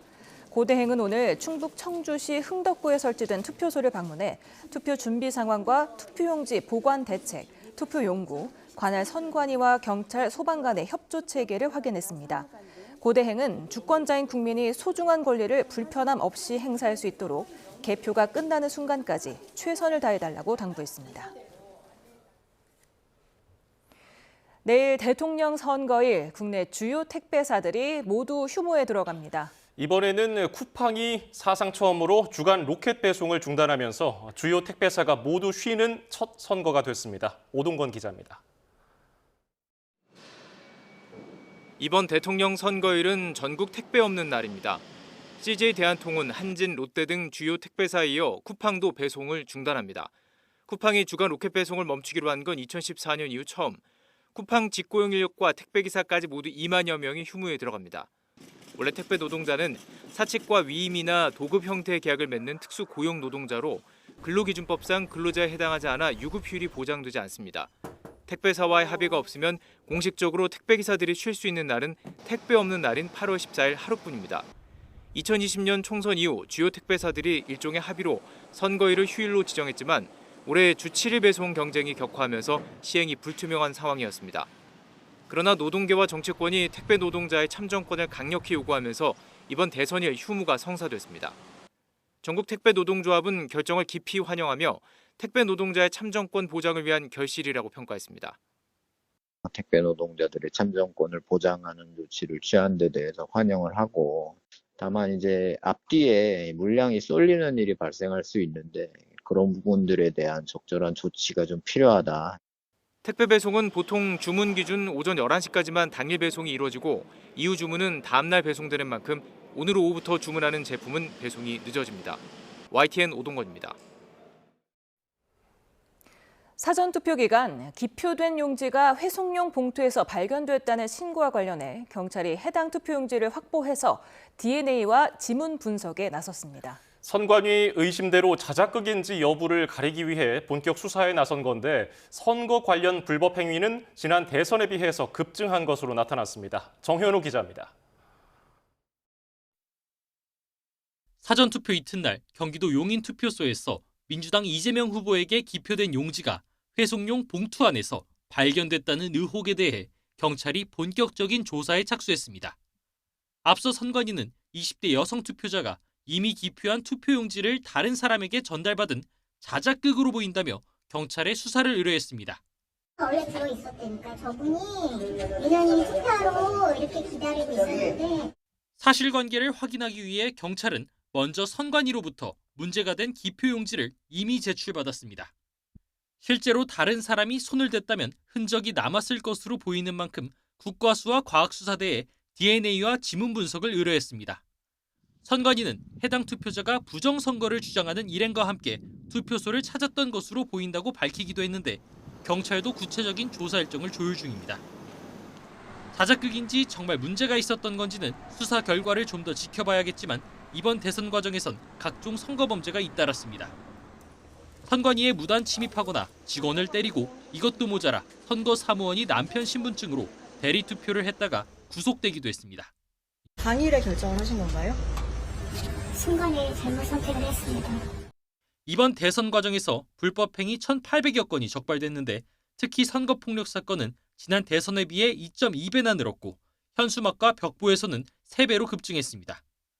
사전투표 이틀 동안 투표소 안팎에서 발생한 폭력과 소란행위 신고도 50건 가까이 접수됐습니다. 2,000명 규모의 선거수사 전담팀을 가동한 경찰은 개표 마지막까지 불법 행위에 대해선 엄정 대응하겠다는 방침입니다. YTN 정윤우입니다. 오늘 아침 출근길에 삼성페이로 계산하려다가 결제가 안 돼서 당황한 분들 계실 겁니다. 네트워크 장애로 3시간 반 동안 일부 결제에 오류가 발생하면서 이용자들이 불편을 겪었습니다. 최하영 기자입니다. 편의점에서 이것저것 고르고 삼성페이로 사려고 하니 결제가 먹통입니다. 삼성페이를 사용할 수 없다는 문구도 뜹니다. 아침 7시쯤 오류가 발생하면서 출근길 이용자들이 큰 불편을 겪었습니다. 당황스럽기도 하고 예전에 또 한번 그런 적이 있어가지고 그때도 휴대폰 인터넷 껐다 키니까 되긴 하더라고요. 아침에 커피를 사려고 카페에 들어갔다가 결제를 못하고 발길을 돌린 손님도 있습니다. 실물 카드나 현금 대신 스마트폰에 있는 삼성페이만 이용하는 사람도 많기 때문입니다. 실물 카드도 많이 안 들고 다니셔가지고 조금 힘들어 하셨던 것 같아요. 이제 계좌이체 이 정도로 해서 시간이 좀 오래 걸렸죠. 결제 오류는 3시간 반 만인 오전 10시 반쯤에 복구됐습니다. 삼성전자는 일부 카드사와의 네트워크 전용선 문제로 오류가 발생한 것으로 파악하고 있습니다. 또 사용에 불편을 줬다면서 이용자들에게 양해를 구했습니다. 삼성페이는 지난달 16일에도 네트워크 장비의 일시적 문제로 결제 오류가 발생했다가 3분 만에 복구되기도 했습니다. YTN 최하영입니다. 유럽 축구연맹 챔피언스리그에서 우승한 파리 생제르맹의 팬들이 난동을 벌이면서 2명이 숨지고 200명 가까이 다쳤습니다. 폭죽 소지와 소요 혐의 등으로 500명 넘게 체포되었습니다. 런던 조수현 특파원입니다. 파리 샹젤리제 거리에 수많은 인파가 몰려듭니다. 파리 생제르맹의 유럽 축구연맹 챔피언스리그 우승을 축하하기 위해 모인 겁니다. 난동을 부리던 일부 젊은이들이 저지 않은 경찰을 향해 폭죽 등을 던지며 바리케이드까지 무너뜨립니다. 급기야 경찰은 물대포를 쏘며 막아섭니다. 프랑스 곳곳에서 이런 대혼란이 이어지면서 2명이 숨지고 190여 명이 다쳤습니다. 파리에서 스쿠터를 타고 가던 행인이 자동차에 치여 사망했고 남서부 닥스에선 10대 소년이 흉기에 찔려 숨졌습니다. 서부 망슈에서는 열성 팬이 쏜 폭죽에 맞아 경찰관 1명이 혼수 상태에 빠졌고 전국에서 600여 건의 화재가 신고됐습니다. Nous on n'est vraiment pas pour parce que comme on est une famille, j'ai même des enfants. Donc moi j'ai pas pu l'emmener parce qu'on sait jamais. 선수단은 성명을 통해 유감을 표하면서 이번 행위는 팀의 가치관에 반하며 대다수 팬을 대표하지 않는다고 강조했습니다. 프랑스 정부는 이번 소요 사태와 관련해 전국에서 559명이 체포됐다고 밝혔습니다. 파리에서만 491명이 붙잡혔는데 대부분 폭죽 소지와 소요 혐의를 받고 있습니다. Et je suis en colère aujourd'hui, comme beaucoup de Français, qui ne s'habituent pas plus que je ne m'habitue, à ce déchaînement de violence. On ne peut plus avoir. 앞서 파리 경찰은 결승전 당일 시내에 5,000명 넘는 인력을 배치해 대비 태세를 갖췄지만 결국 사고로 얼룩지고 말았습니다. 런던에서 YTN 조수연입니다. 현재 레이더 화면을 보면 남부와 제주도를 중심으로 산발적인 비가 내리고 있습니다. 이 비는 대선일인 내일 아침까지 이어지겠고요. 내일 오전부터 저녁 사이 경기 북동부와 강원 중북부 지역에는 가끔 비가 내리겠습니다. 예상되는 비의 양은 남부와 제주도에 5에서 20mm, 경기 북동부와 강원 지역은 5에서 10mm가 되겠는데요. 비가 내리는 지역에서는 도로가 미끄러울 수 있는 만큼 투표장으로 향하는 길 교통안전에 유의하셔야겠습니다. 본격적으로 투표가 시작되는 낮 동안에는 기온이 크게 오르겠습니다. 내일 서울 낮 기온은 25도, 대전은 26도, 대구는 27도 등으로 초여름 날씨를 보이겠습니다. 지금까지 날씨 정보였습니다.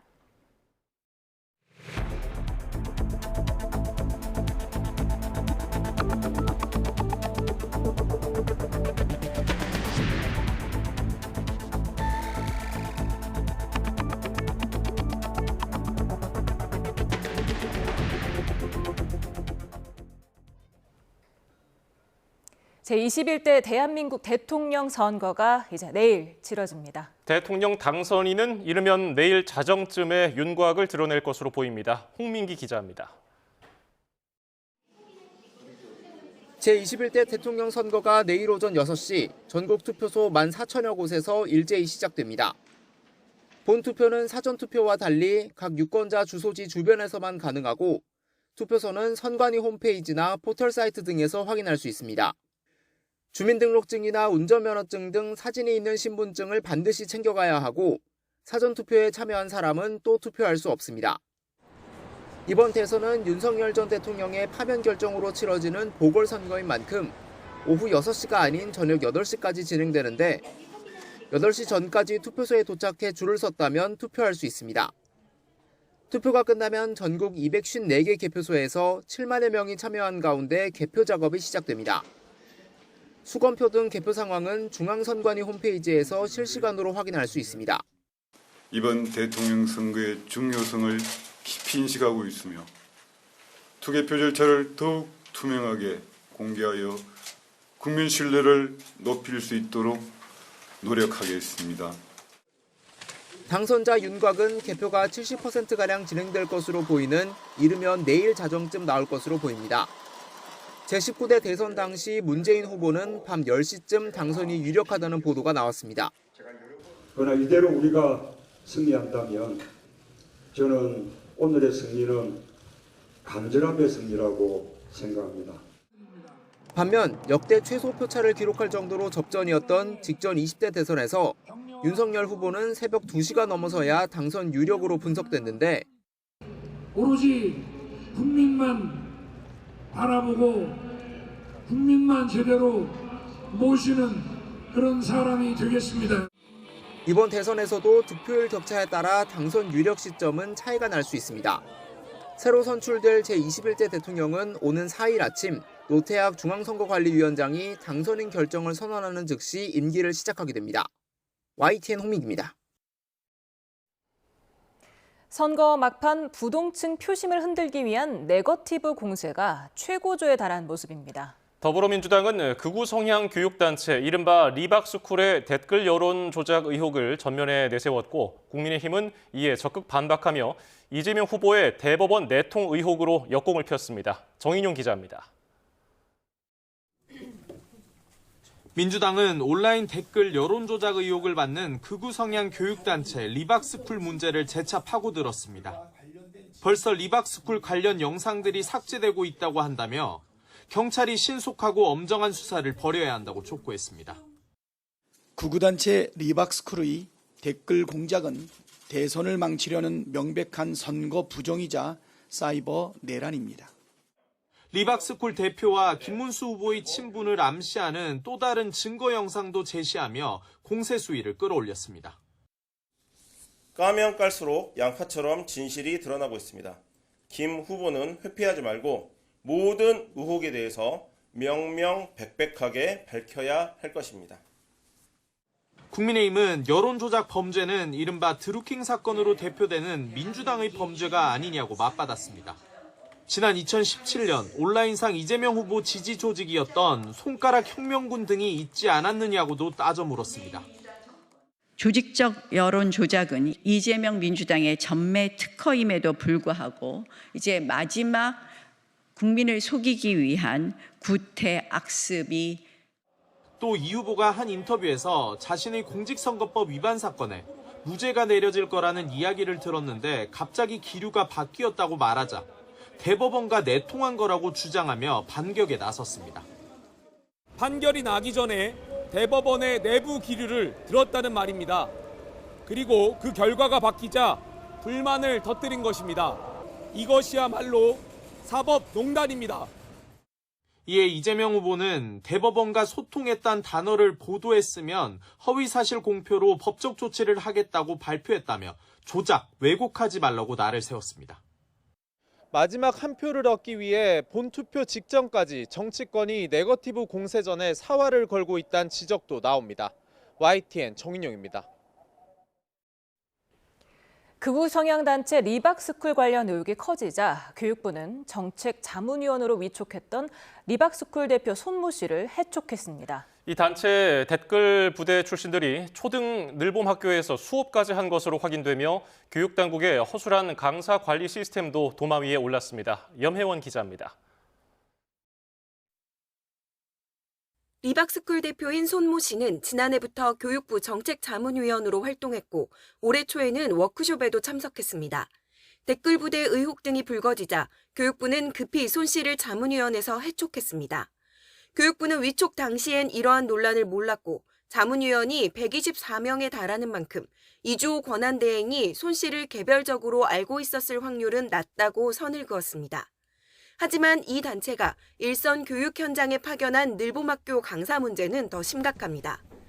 역시 손 씨가 대표로 있는 늘봄학교 연합회에서 강사를 뽑아 파견한 건데 극우 성향의 정치적 견해를 어린 학생들에게 설파했을 거란 우려가 큽니다.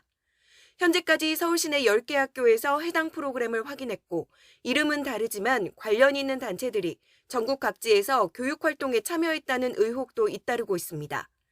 교육부는 의혹이 제기된 프로그램은 리박스쿨이 아닌 서울교대가 만들었다며 논란을 경계했지만 리박스쿨 출신 강사들이 실제 어떻게 수업했는지를 알 방법은 없습니다. 현재 늘봄학교 강사 채용 시 정치적 중립성을 검증할 만한 장치는 따로 없는 탓입니다.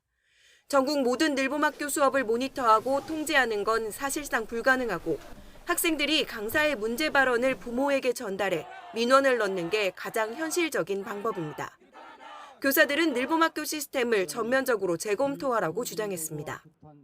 이 단체는 늘봄 프로그램을 이용해 교육을 자신들의 이념을 선전하는 도구로 삼으려 하였습니다.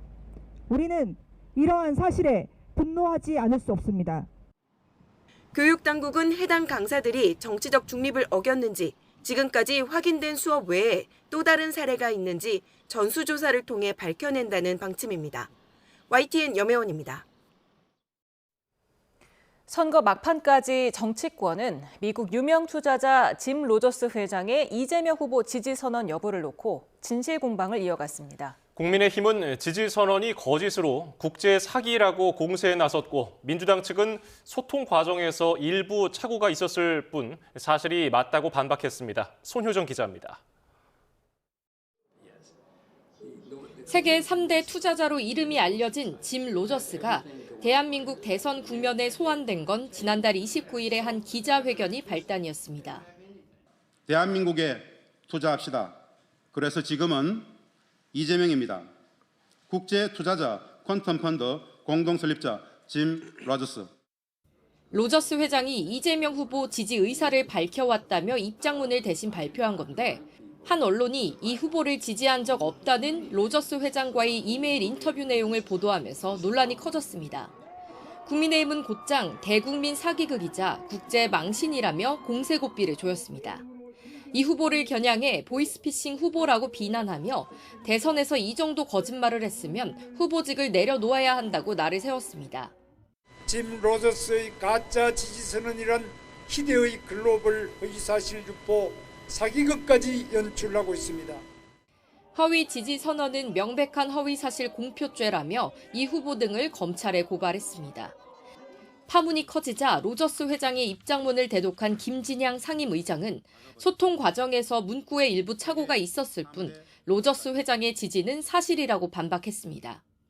지지 선언을 주선한 송경호 교수 역시 로저스 회장이 이 후보 지지 초안 작성을 부탁해왔고 허위라는 언론사 보도 또한 법적 책임이 따르는 공식적인 지지를 의미하는 표현을 사용하는 과정에서 오해가 빚어졌다고 설명했습니다. 이재명 후보는 선대위의 일이라며 다른 이슈로 국민의힘에 화살을 돌렸습니다. 그런 문제보다는 리박스쿨, 이런 사이버 반란, 사이버 내란에 해당되는 그런 중대 범죄 행위라는 것에 대해서 로저스 회장 지지 선언이 진실 공방을 넘어 법적 공방전으로까지 이어지며 선거 막판까지 네거티브 공방은 꼬리에 꼬리를 물고 이어졌다는 비판도 나옵니다. YTN 손효정입니다. 사실상 3자 구도로 펼쳐지는 이번 대선의 관전 포인트는 최종 당선인이 과연 과반 득표를 확보할지 여부입니다. 여기에 거대 양당 후보 모두 영남 지역 선거 운동에 공을 들인 만큼 막판 보수 결집이 이루어질지도 관심입니다. 김다연 기자입니다. 이번 21대 대선 사전투표율은 지난 대선보다 2.19%포인트 하락한 34.74%입니다. 과거 주말이 포함됐던 것과 달리 이번엔 평일 이틀 동안만 진행된 점이 영향을 미쳤을 거란 분석이 지배적입니다. 이제 관심사는 본투표 당일 사전투표율이 상대적으로 낮았던 부산, 울산, 경남 지역 유권자의 표심입니다. 민주당 이재명 후보 역시 막판 보수층 결집을 예의주시하고 있습니다. 영남을 자주 방문했을 뿐 아니라 해수부 이전, 동남투자은행 설립 같은 공약에 심혈을 기울였다고 자평합니다. 이런 이제 공약이 상당히 지금 침체되어 있는 지역 경제를 봤을 때 부산 시민들, 부울경 시민들에게 체감도가 굉장히 높습니다. 국민의힘 역시 김문수 후보가 선거운동 기간 3차례나 부산을 찾고 대선 전날 부산에서 당 선거대책회의를 여는 등 전통 지지층에 공을 들였습니다.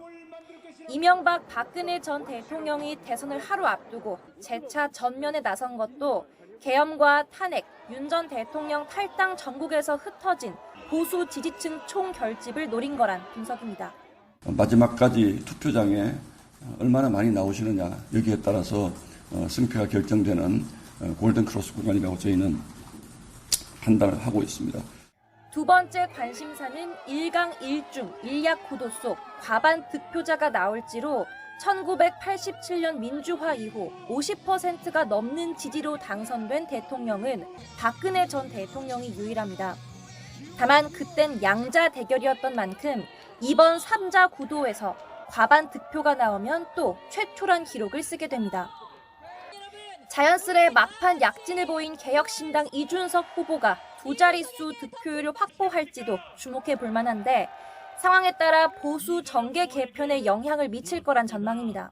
이재명 후보와 더불어민주당과 맞설 수 있는 보수의 새로운 세대 교체, 세력 교체를 많이 말씀드리고 있기 때문에 또 다른 핵심은 부동층 표심입니다. 여론조사 공표가 금지된 이후 논란이 된 이준석 후보의 토론회 발언과 유시민 작가의 설난영 여사 관련 언급, 짐 로저스 지지 공방, 또 리박스쿨 의혹 등이 변수로 꼽힙니다. 민주당은 선두를 넘어 압도적 승리를, 국민의힘은 막판 총결집을 통한 역전승을 노리는 가운데 개혁신당은 틈새 존재감 구축을 꾀하는 모습입니다. YTN 김다연입니다. 민주당 이재명 후보는 대통령에 당선된다면 경제 상황 점검을 가장 먼저 지시해야 하지 않을까 한다고 말했습니다. 이재명 후보는 경기 성남 주민교회에서 기자회견을 열고 대통령 취임 후 첫 번째 업무 지시로 어떤 걸 생각하고 있느냐는 질문에 가장 심각한 건 민생 문제라며 이같이 답했습니다. 이어 가장 먼저 개혁하려는 것이 어디냐는 물음엔 개혁해야 할 과제는 각 부문에 산적해 있다면서도 지금은 개혁보다 급한 게 민생 회복이라고 강조했습니다. 국민의힘 김문수 대선 후보가 선거를 하루 앞두고 개혁신당 이준석 후보를 찍으면 민주당 이재명 후보만 돕는 거라며 지지를 호소했습니다. 김 후보는 부산역 광장에서 긴급 입장 발표를 통해 국회 독재를 일삼고 사법 리스크에 떨고 있던 이재명 후보가 감옥에 갈 처지에서 기사회생해서 이제는 히틀러식 총통 독재를 하려 한다고 주장했습니다. 이어서 자신과 국민의힘은 새로운 각오와 자세로 당내 민주주의, 당과 대통령의 수평적 관계 등 과감한 당 혁신을 추진하겠다며 국민 희망 시대를 열어가도록 압도적으로 지지해달라고 강조했습니다. 개혁신당 이준석 후보는 국민의힘 김문수 후보가 단일화 여부와 관계없이 어떤 방식으로도 이길 수 없다고 주장했습니다. 이준석 후보는 SNS에 세밀한 조사와 데이터 분석에 따르면 김 후보는 이미 분명히 졌다며 이같이 말했습니다. 이어 김 후보에게 던지는 표는 윤석열 전 대통령, 전광훈 목사, 황교안 전 후보를 면책하고 살찌우는 표라며 범보수 진영 변화가 아닌 기득권을 수호하는 표라고 비판했습니다. 학생이 교사를 야구 방망이로 폭행한 사건과 관련해 교육당국이 본격적인 진상 파악에 나섰습니다. 가해 학생은 퇴학이 아닌 전학 조치를 받을 가능성이 커 보입니다. 최기성 기자입니다. 지난달 30일 경기도 수원의 한 중학교에서 학생이 교사를 폭행한 사건을 놓고 경기도 교육청과 수원교육지원청이 조사에 착수했습니다. 피해 교사는 갈비뼈가 부러졌고 머리를 가격당해 출혈도 있었던 것으로 확인됐습니다. 장학사와 상담사 등으로 꾸려진 긴급지원팀은 학교를 찾아 사건 경위를 파악했습니다. 교육청은 가해 학생이 체육교사의 교육 방식에 불만을 품고 폭행한 것으로 보인다고 밝혔습니다. 피해 교사가 복귀하면 가해 학생과 동선이 겹치지 않도록 하는 분리 방안과 목격 학생 집단 상담 프로그램 운영도 검토하고 있다고 전했습니다. 오는 17일에는 징계 수위를 결정하는 교권보호위원회가 열리는데 중학교는 의무교육 과정이라 퇴학 처분은 내릴 수 없습니다. 교육청 관계자는 사안이 워낙 위중하다 보니 가장 높은 징계 수위인 전학 조치가 내려질 것으로 보인다고 설명했습니다. 교원단체는 빠른 대책 마련을 촉구했습니다. 행정 절차를 다 하나씩 밟기보다는 이 피해 교원을 위해서 즉각적인 보호 대책 마련과 더불어 그 충격적인 사건을 목격한 학생들에 대한 심리 지원도 동시에 이루어져야 하고 이와 별개로 경찰은 특수상해 혐의로 해당 학생을 수사하고 있습니다. YTN 최기성입니다. 반사회적 행위가 동반된 초고금리 불법 대부 계약은 원금도 돌려줘야 한다는 법원의 첫 판단이 나왔습니다. 금융감독원은 지난달 29일 광주지방법원에서 초고금리 이자 강탈과 나체 사진을 동원한 성착취 추심을 벌인 불법 사금융 업자들에 대해서 원리금 전액을 반환하라는 판결이 선고됐다고 밝혔습니다. 이번 판결은 법원이 반사회적 대부 계약에 대해서 이자뿐 아니라 원금까지 돌려주도록 한 첫 사례입니다. 개혁신당 이준석 대선 후보가 선거 전 마지막 유세지로 대구를 택했습니다. 네, 현장 보시겠습니다. 지금 소속은 더불어민주당이지만은 육정민 CEO께서 오늘 저희 유세 현장을 찾아주셨습니다.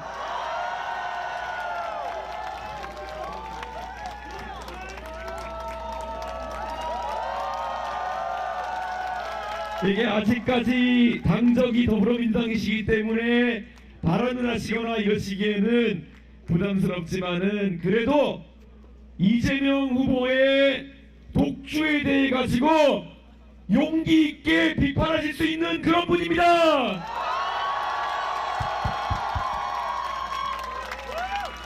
이제 대구에서도 판이 바뀌고 있다는 것이 보입니다.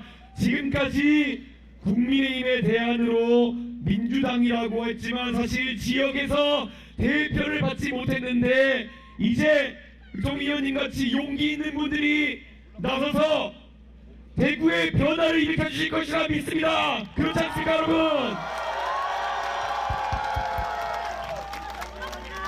앞으로 개혁신당이 대구에서 선명한 미래 세력이라는 것을 꾸준히 보일 수 있도록 하겠습니다. 감사합니다, 의원님.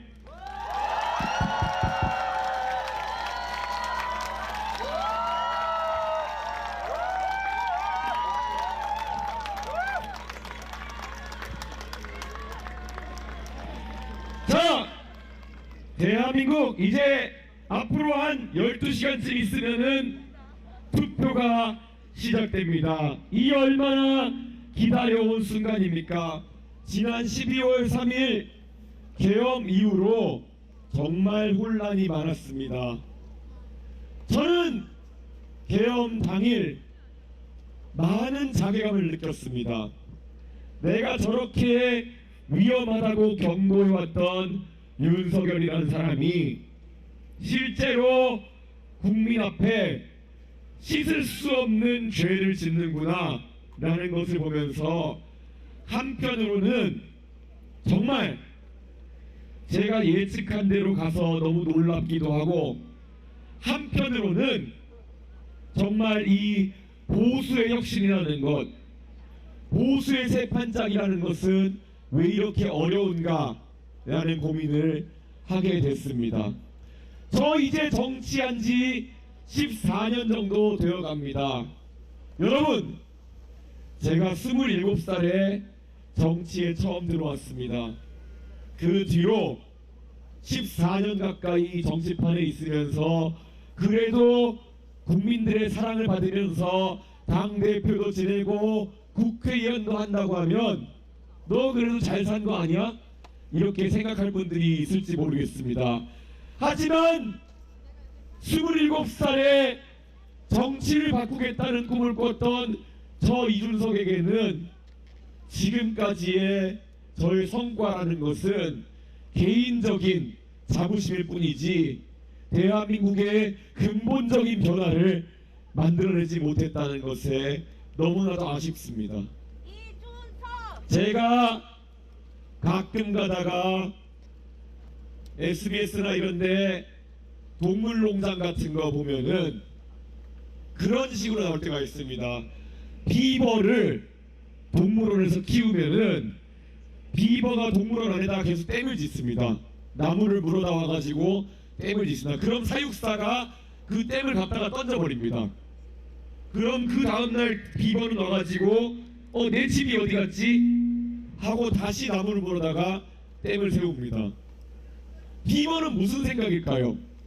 내가 왜 이 일을 반복하고 있을까?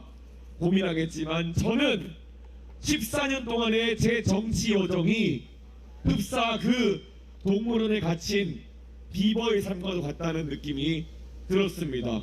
저는 분명히 2011년, 12년 한나라당을 새누리당으로 바꾸는 과정 속에서 참여했습니다. 그러면서 그 당시에 정말 다시 한번 복지에도 관심 있고 경제 민주화에도 역할이 있는 보수정당을 만들겠다고 그때 72살이었던 김종인 위원장과 함께 어려운 길에 나섰습니다. 그런데 제가 며칠 전 김종인 위원장, 이제 그분이 86살이 되셨습니다. 86살의 김종인 위원장과 40살의 제가 다시 이제 코엑스 앞에서 만나서 유세를 하면서 우리가 다시 한번 대한민국 정치를 바꿔야 된다고 얘기하는, 이게 무슨 의미겠습니까? 저희는 정치하는 사람들은 어쩌면 허업을 쌓는 것일지도 모르겠습니다. 저희가 한평생 달려들어도 한 발짝도 앞으로 나가기 어려운 것이 정치일지도 모르겠습니다. 오늘 뉴스플러스는 여기까지입니다. 시청해주신 여러분 고맙습니다.